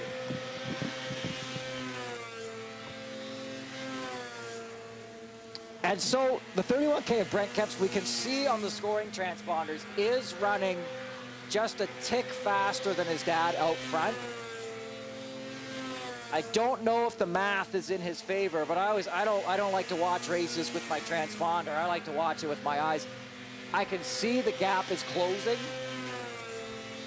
Right, we remember when he made the pass on the 4 of Van Grinsen, they were a full straightaway apart. That has narrowed considerably, but they're ripping around the track at a pretty good tilt here. 10 laps to go. Driver out front just ran his fastest lap of the race. Adrian Kempstad's dad. Let's see her this time by. Yeah, keeping in lockstep here. Might be dad's night here. Adrian Kemps might take the season opener here. The 4 of Jonathan Van Grinsven's going to be fighting to stay on the lead lap here with these drivers. He was able to contend early on, but again, out of the box from the first night, you're still trying to get a feel for the car. And Van Grinsen's never driven the sprint style car before, to my knowledge, much less one with the wing. Whoa! But he saves it in turn 4. He saved it there. I was watching Van Grinsven there. That'll get your heart skipping a beat there. Hang on to it. Not that much left in this one. Just 5 laps to go this time by for the 31 of Adrian Kemps. His son is catching him, but I think he's going to run out of time. Whoa! Trouble, trouble, trouble. Hang on to it, Dad. Whoa, double spin. Caution is out. Well, I guess I spoke way too soon on that. Let's watch the replay here. Kick it into full speed here. Just on his own. Something broke. Let's see that again. Watching the replay. This time we are going to have to slow it down because it happened. They're going so quick. Left side of the frame. Yeah, he's taking the hard right turn Coming to the into pits. the turn. Something on the left rear when he tried to go into the turn, and he kept it off all the walls that are up there. I think it might be a flat tire. I'm kind of looking. I think he's got a flat. Watch one more time. Slow speed. I'm watching that left rear. And when he loops around here. Oh, sorry, right rear. Right rear flat. That's scary.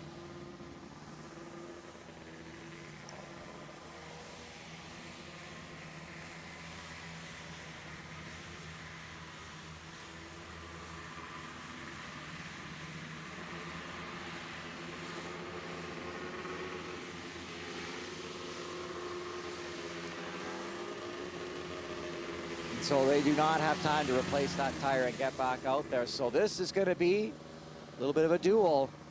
So I guess, you think, you go, this is the thing about racing. Dad's out front, son's closing in, he's pushing it to the limit. Apparently that tire found that limit. Trouble is they're going into turn 3. And as he's going into turn 3, he kept it off the wall, good for him. But ultimately, you're leading the race, you blow a tire like that, you're lucky to keep the car in one piece. This is going to come down to his son, Brent Kemps, versus the rookie, the 4, Jonathan Van Grinsven.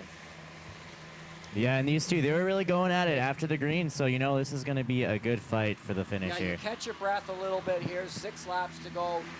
Advantage definitely to the experience. Let's see, as the green flag drops, we mash the gas. Let's find it out. Experience versus the rookie.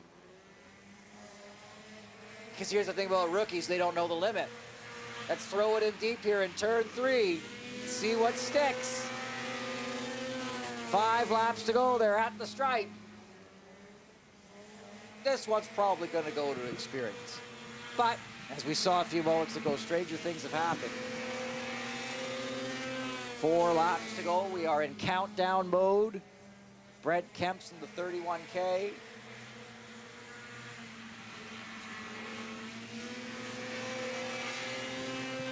Three to go that time by.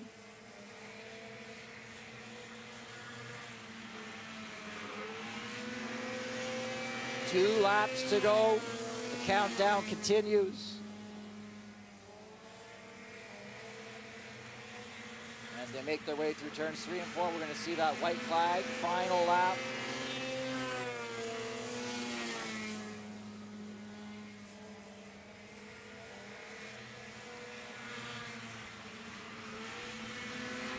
Here it comes. Checkered flag for the 31K of Brent Kemps. The 4 of Jonathan Van Grinsven takes it home in second here. A cool developing series here at the track.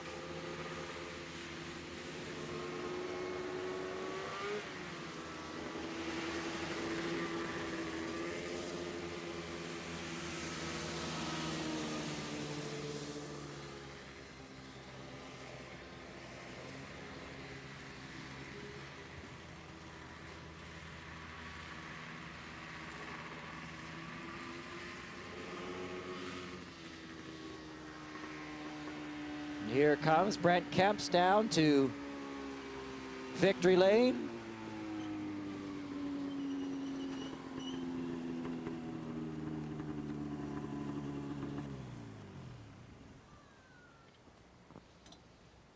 Winner tonight gets the best of Dad, gets the best of the rookie.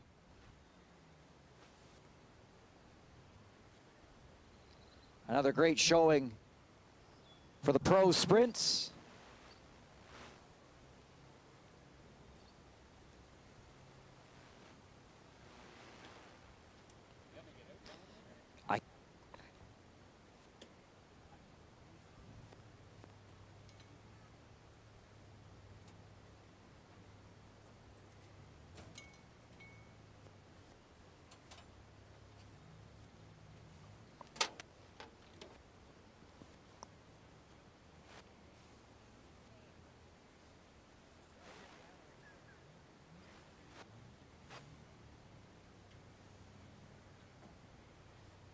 We got the pro sprints and we got the human sprints here. Here it comes, all the car race fans. Put your hands together for Brent Kemps, your winner tonight in the pro sprinters. So Brent, I gotta ask you, so you're running second. You're chasing down Dad. Did you see anything interesting happen in front of you? Yeah, it looked like he was trying a little too hard, I guess. Down the backstretch, he tapped the wall partway through, and I guess that flattened the right rear tire. And it was like, I was doing my best to catch him. I was having fun racing with Jonathan. We went over some changes with both our cars before this feature, and I was just feeling it out, and it was like, it's getting good. It's coming. Like, once tires come up, the temperature was coming in. It was like, let's make some passes and go chase Dad down, and then he goes and does that and hands it over. So. Yeah, we saw it. With John Paul and I were watching. You were closing up, and we were going to see a strong race to the finish. Instead, we saw your dad keep it off the wall. The car is still in one piece. So, I don't know. That's great. All the pro sprints are still in one piece coming out of opening night. Yeah, no, where they're not very plentiful to get, but we got a few going down or scraping the wall there. So, no big deal. We'll get it fixed up and come back next time. Hopefully, Logan will get their, they had a clutch issue that they were unable to fix at the track. So he departed us early, but it was going to be a good 4-car race. Hopefully we can get more. We're always hopeful. And I hope I'm not, putting hope in one hand, in the other. I hope we end up getting more cars out here. They're a hoot to drive, whether it's kids moving up out of the 9-horse division or just making a turn and not go bone soccer or late model race and just do something open wheel still, hopefully. A heck of a lot of fun for the amount of money we're spending on them. Who do you want to thank for putting you in the seat this year? I'd like to thank, I'm not sure if they're over. The last time we podiumed here, they had a motorcycle event next door, and all the good friends of ours, Terry from Wolfworks is on the car, but Tanner and I believe his right-hand man, Alex, I believe that's his name. Forgive me if it's wrong. Tanner is from Sibs Power Sport and Machine in Dorchester. They've given us a hand on short notice when I can't run down to Terry's. A little closer to Chatham, a little further away from us. So I'd like to thank them if they're over there, if they are listening or not. I'd like to thank them. Besides that, I'd like to thank our crew that comes out to support us. Every Saturday night we're here. Brady and Pat, thank you very much for sacrificing your Saturday night to come hang out and have some fun at the track with us. Besides that, other sponsors, Performance Unlimited out of London, 425 First Street. Automotive accessories, parts, race car parts, they're there. ASA Custom Fabrication, General Metal Products, Larry Knott Fiberglass Fabrication, and thank you for the officials, Gordon Tabitha, for giving us a place to race. Brent Kemps in the 31K, your winner tonight in the Pro Sprinters. Swings around for the photo. And some spirited competition tonight in the Pro Sprinters. on opening night, Grand Bend Speedway 2026.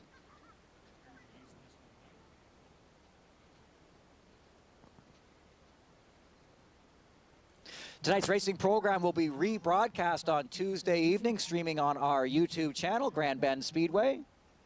Also broadcasts on Rogers Gray Bruce on a selected broadcast schedule. So if you're looking to try and catch a look at some of the things that we saw on the monitor coming through, especially things like replays, certainly by Tuesday, you'll be able to have a look at that. Make sure you subscribe to the Speedway's YouTube channel to keep up to date on anything we put on up there for fans to have a look at.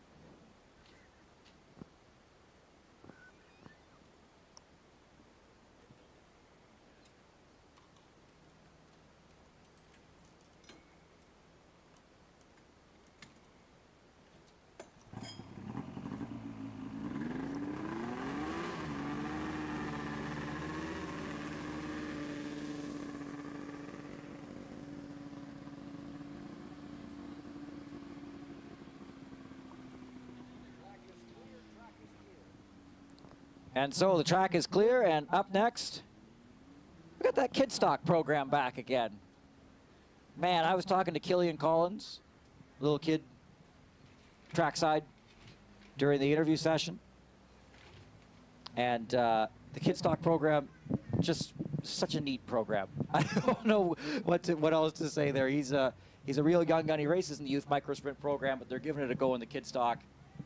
And yeah, certainly a good experience for Killian, certainly. It's a heck of an experience. It's an unheard of experience. I don't know how many kids can say they've driven the full-size race car. So he'll be out here with the 70, or not the 75, wrong number. 75 is Killian Collins. This other car here, this is the 58 of Olivia Curtis, which does double duty. They're going to trade the driver out for that bone stock feature race. And you know, John, that's the one that has the 26 in green tape on the fender there. And Philip up in the checker flag meet with, he's zooming in on it, mocking me. You know, he says, I can read it. Yeah, you can read it on the camera, man, but can you try being up here to come by on speed? It's like, you can read the, you can read the 58. So you gotta tape over the original number, and then you tape over it with a duct tape. There are some guys, they're like tape artists. They can make a beautiful number out of it there.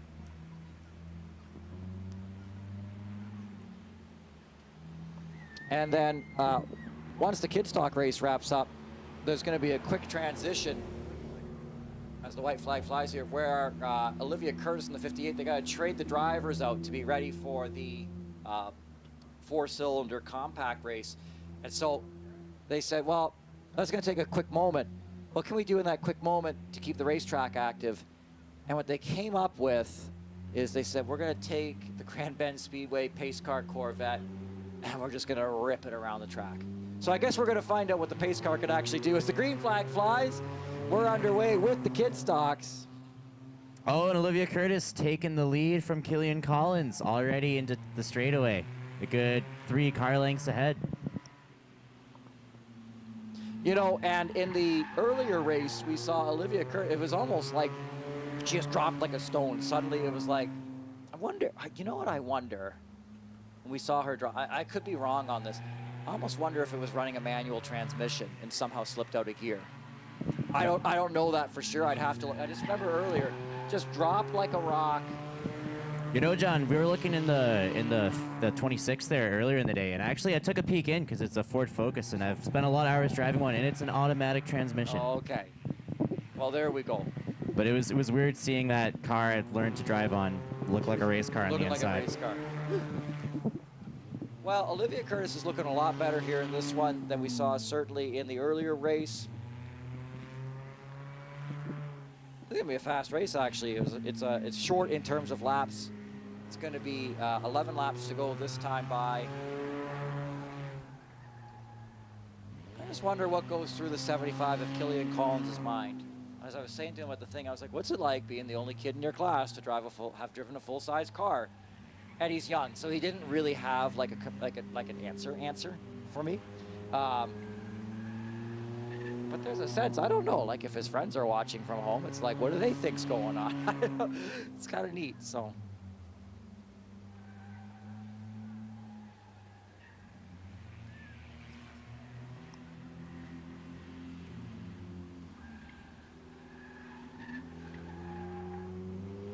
Killian Collins closing a right up on the back of the 58 of Olivia Curtis.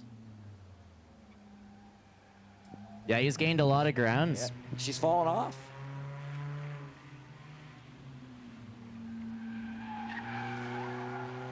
Whoa. Killian Collins way up there, drops right back. And that might just be about the end of this one here because there's just going to be 7 laps to go when Olivia hits the stripe. Killian Collins was closing up the gap. He's throwing it in real deep.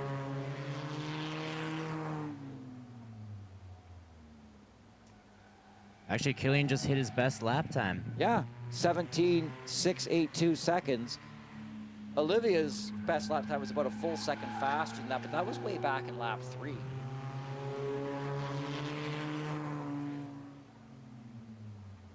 So with time running down, it closes up the gap here again, getting faster and faster each and every lap. But time's going to be running down here.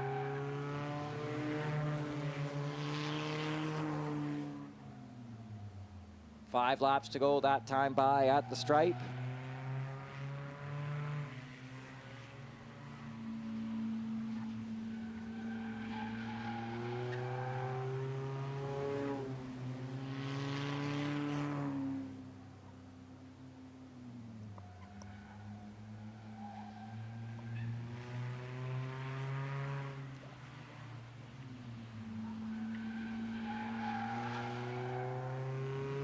Down the front straightaway there.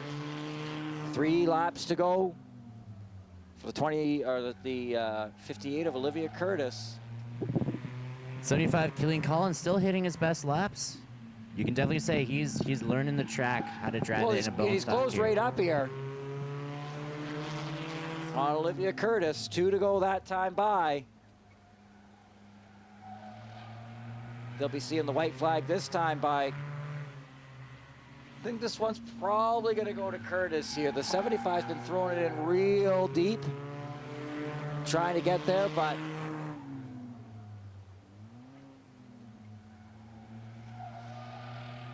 oh, hang on to it, buddy. The 75 throws it in real deep, but not going to be quite enough there. Kid stock program. This one's going to go to Olivia Curtis in the 58. 75 of Killian Collins, second there. Again, kid stock program, fun one we run here at Grand Bend Speedway.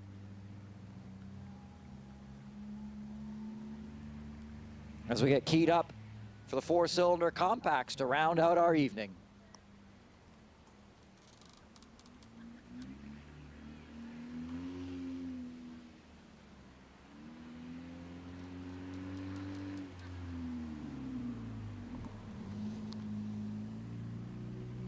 Olivia confused perhaps where to go because she's got to trade that car to another driver. Let's see what she does here. Is she going to come to victory lane? It's probably going to be, oh, hello, congratulations. Oh, and goodbye.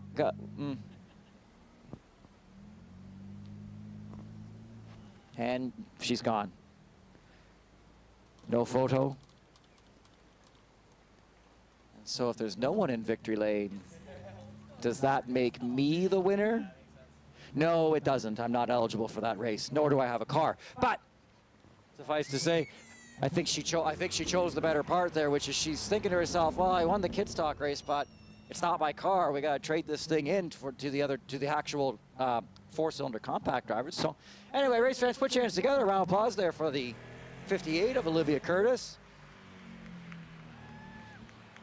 And now behold the awesome power of the Grand Bend Speedway Pace Car Corvette.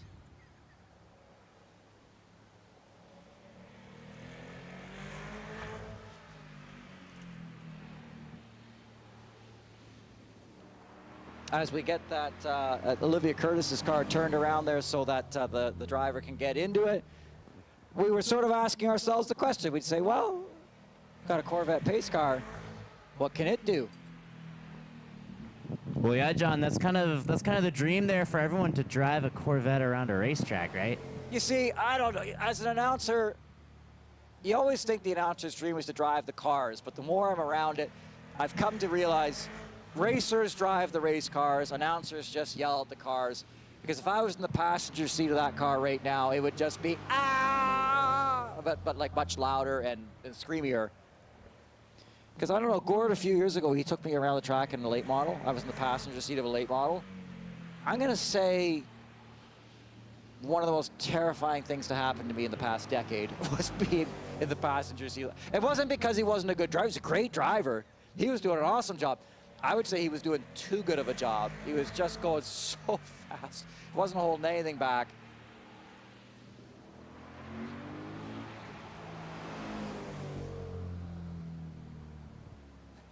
I get nervous when the pace cars out there ripping around because it's so nice, and the walls are so close. And when you take sports car and you get it up close, I know the race cars are nice too, but it's like there's something about a high-end sports car on a bull ring racetrack. Is there a passenger? Jump out, get in there. Would you get in there if he asked you to get in there? Oh, yeah. You're just going for it? Oh, yeah. I'd get on the roof if they allowed it. That's the power of, did you see him get it on the roof? Yeah. What do you, no. I'll wear a bicycle helmet. I'll be okay. It's the power of youth. That's what a youth would say. That's what the young people, I'm just going to hop in. Yeah, well, no, Phil said it's not youth, it's invincibility. That's the power of youth, Philip. You are also a youth. You think you're invincible.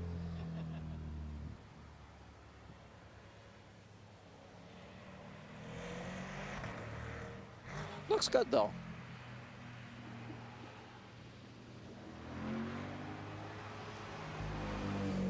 Okay. Well, Olivia Curtis, no doubt, has gotten out of that four-cylinder compact. New drivers should be just about in. Drivers are lined up pit side ready to rock and roll. We've got a good group of four-cylinder compacts here tonight, going to let her rip here.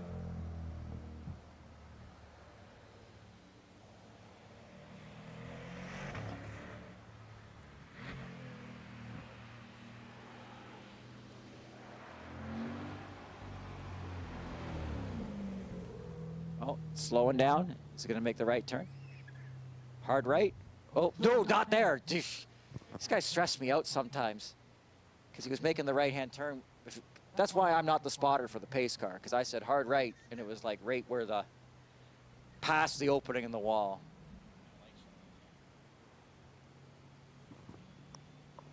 Oh, and I see the Camp Canada RV. Philip, get a shot of the Camp Canada RV over here with the LEDs. Yeah, LEDs or Corvette. I don't know what to look. We filmed an ad for that earlier. Well, it works out because the Corvette is sponsored by Camp Canada RVs, and so whether we film the Corvette or whether we film the golf cart that had four-wheel disc brakes on it, which makes it more car than golf cart. I don't know. It's neat. Oh, and Camera says he can get them both in one shot.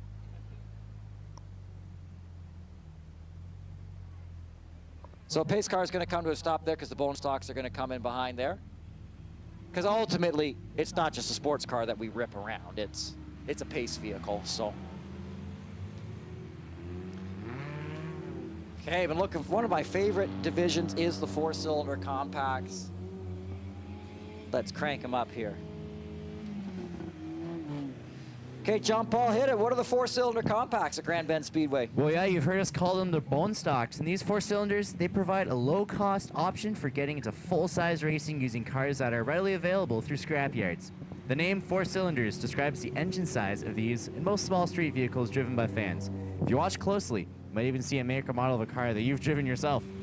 Many of the four cylinders that run at Grand Bend Speedway also run at other Ontario short tracks and are allowed to use their home rule track rules. The idea is to make visiting a new track easy and fun for these drivers. There are also drivers who love the bull ring style racing at Grand Bend and choose to make it their home track. There's also a kid stock series that we just saw earlier that makes use of the same vehicles that allows young people to hit the track and learn how to drive a full-size vehicle. Contact the track office today to learn more about getting on the track in one of these four cylinders.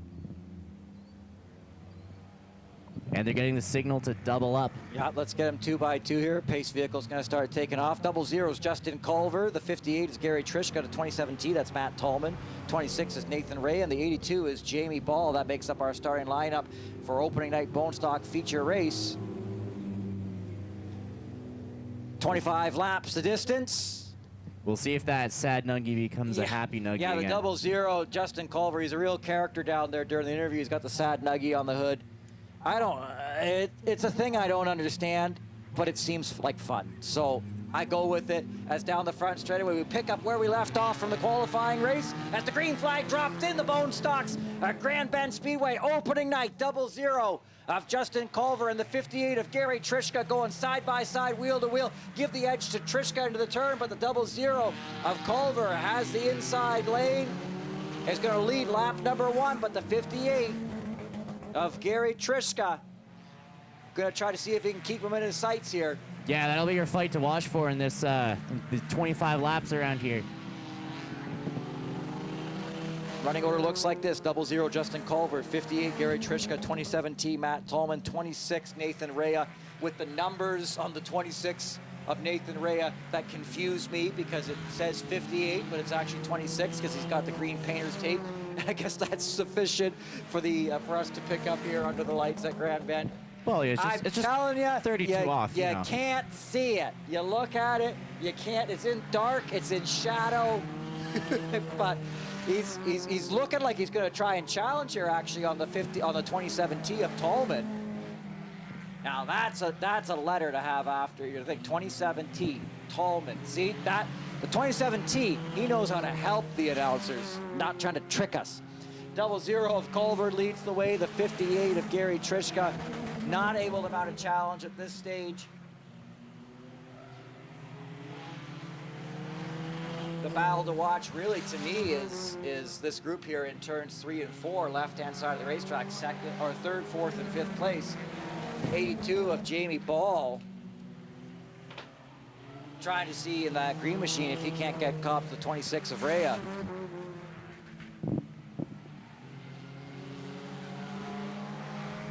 These three drivers keeping pretty lockstep here. The leaders, though, just kind of in a class of their own here out front.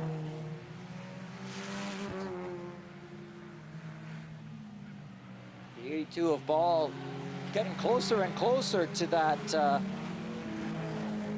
26 of Nathan Rea.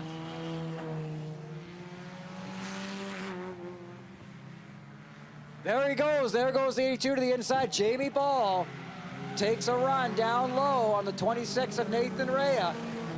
He was setting them up for this pass. And it comes just as the leader is coming into clear view down the backstretch. They're going to try to sort it out before the leader gets to them. And it looks like they will. Yeah, John, that might be an interesting opportunity for the 58 of Gary Trishka to catch up. This is the whole thing. Tight bull ring racing. The 00 of Culver, he's got to deal with this traffic.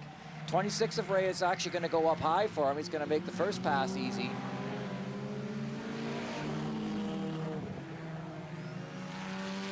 Culver shoots to the high side of the 82 of Ball. See if he can clear him here. That's your leader in the 00. Putting the 82 of Ball a lap down. We got the halfway flags. But this is the thing. So the drivers kind of cleared the way a little bit for the 00. Are they going to be so generous to the 58 of Trishka? Rea was. See what the 82 of Ball does with this very, very, very fast. I think it's a Chevy Cobalt. Yeah, I was looking at that 82, and it's got a pickle sticker on the back. The 58 of Trishka just ran to the back of the 82. Hello, I'm here. I have places to be. I'll be passing you now. Goodbye. And there he goes. 58 of Gary Trishka, your second place runner. Traffic was not kind to him at all. they are racing him like they're trying to stay on the lead lap. No, but they're giving him the lane, so it's no harm, no foul. But just as a general rule, we usually see the lap traffic especially tends to recognize the leaders coming up. When the second place runner is there, they kind of just go back to it a little bit. Time's running out though, 7 laps to go here at the stripe for the 00 of Justin Culver. He did great in qualifying race earlier.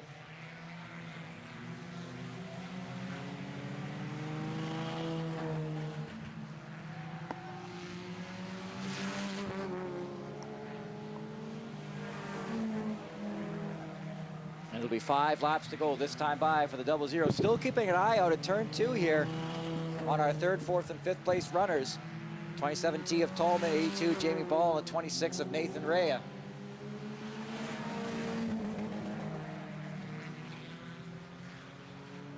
Sticking together as the laps tick away.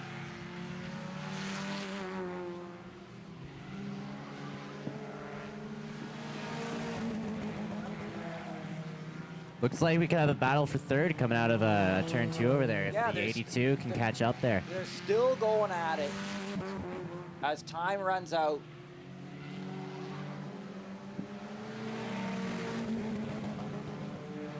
Two to go for the 00 of Justin Culver. The final race of the evening on the first night of racing of the year at Grand Bend Speedway.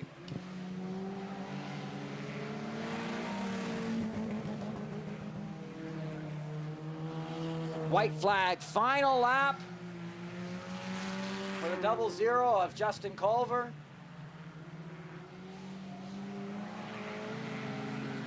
And it looks like the Sad Nuggy's gonna do it. Checkered flag for the 00, Justin Culver, your winner. 58, Gary Trishka. There he is for 2nd, 27T, Matt Tolman, 82. Oh, there's a 27T rather of Tolman, 82, Jamie Ball. And the 26, Nathan Rea, rounds out the field. There's our checkered flag. We'll go on down and catch a quick word with Justin Culver. A reminder, we are, of course, open at Grand Bend Speedway throughout the week with the Go-Kart Center. Come on out. Take a rip around the track for yourself. Check out the petting zoo and rescue ranch.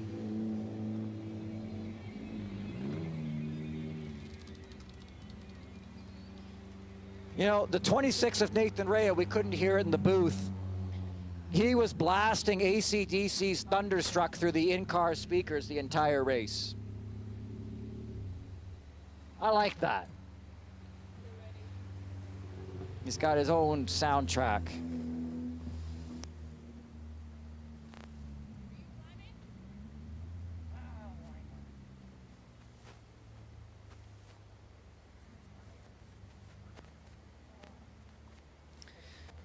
Well, the Sad Dougie has made it to victory lane.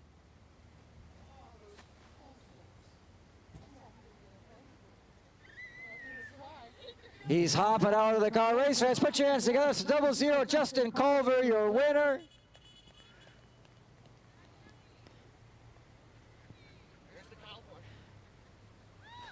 And here he goes. It's a classic.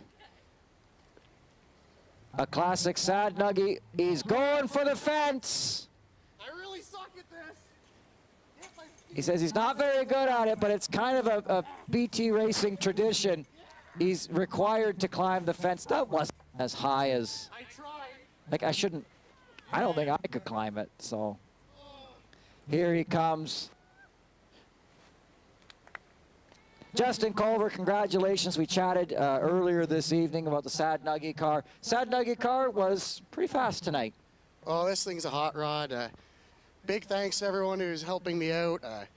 Colton, Kurt, Mark, Dave, Trev, Darren, Glavin. I couldn't do it without these people.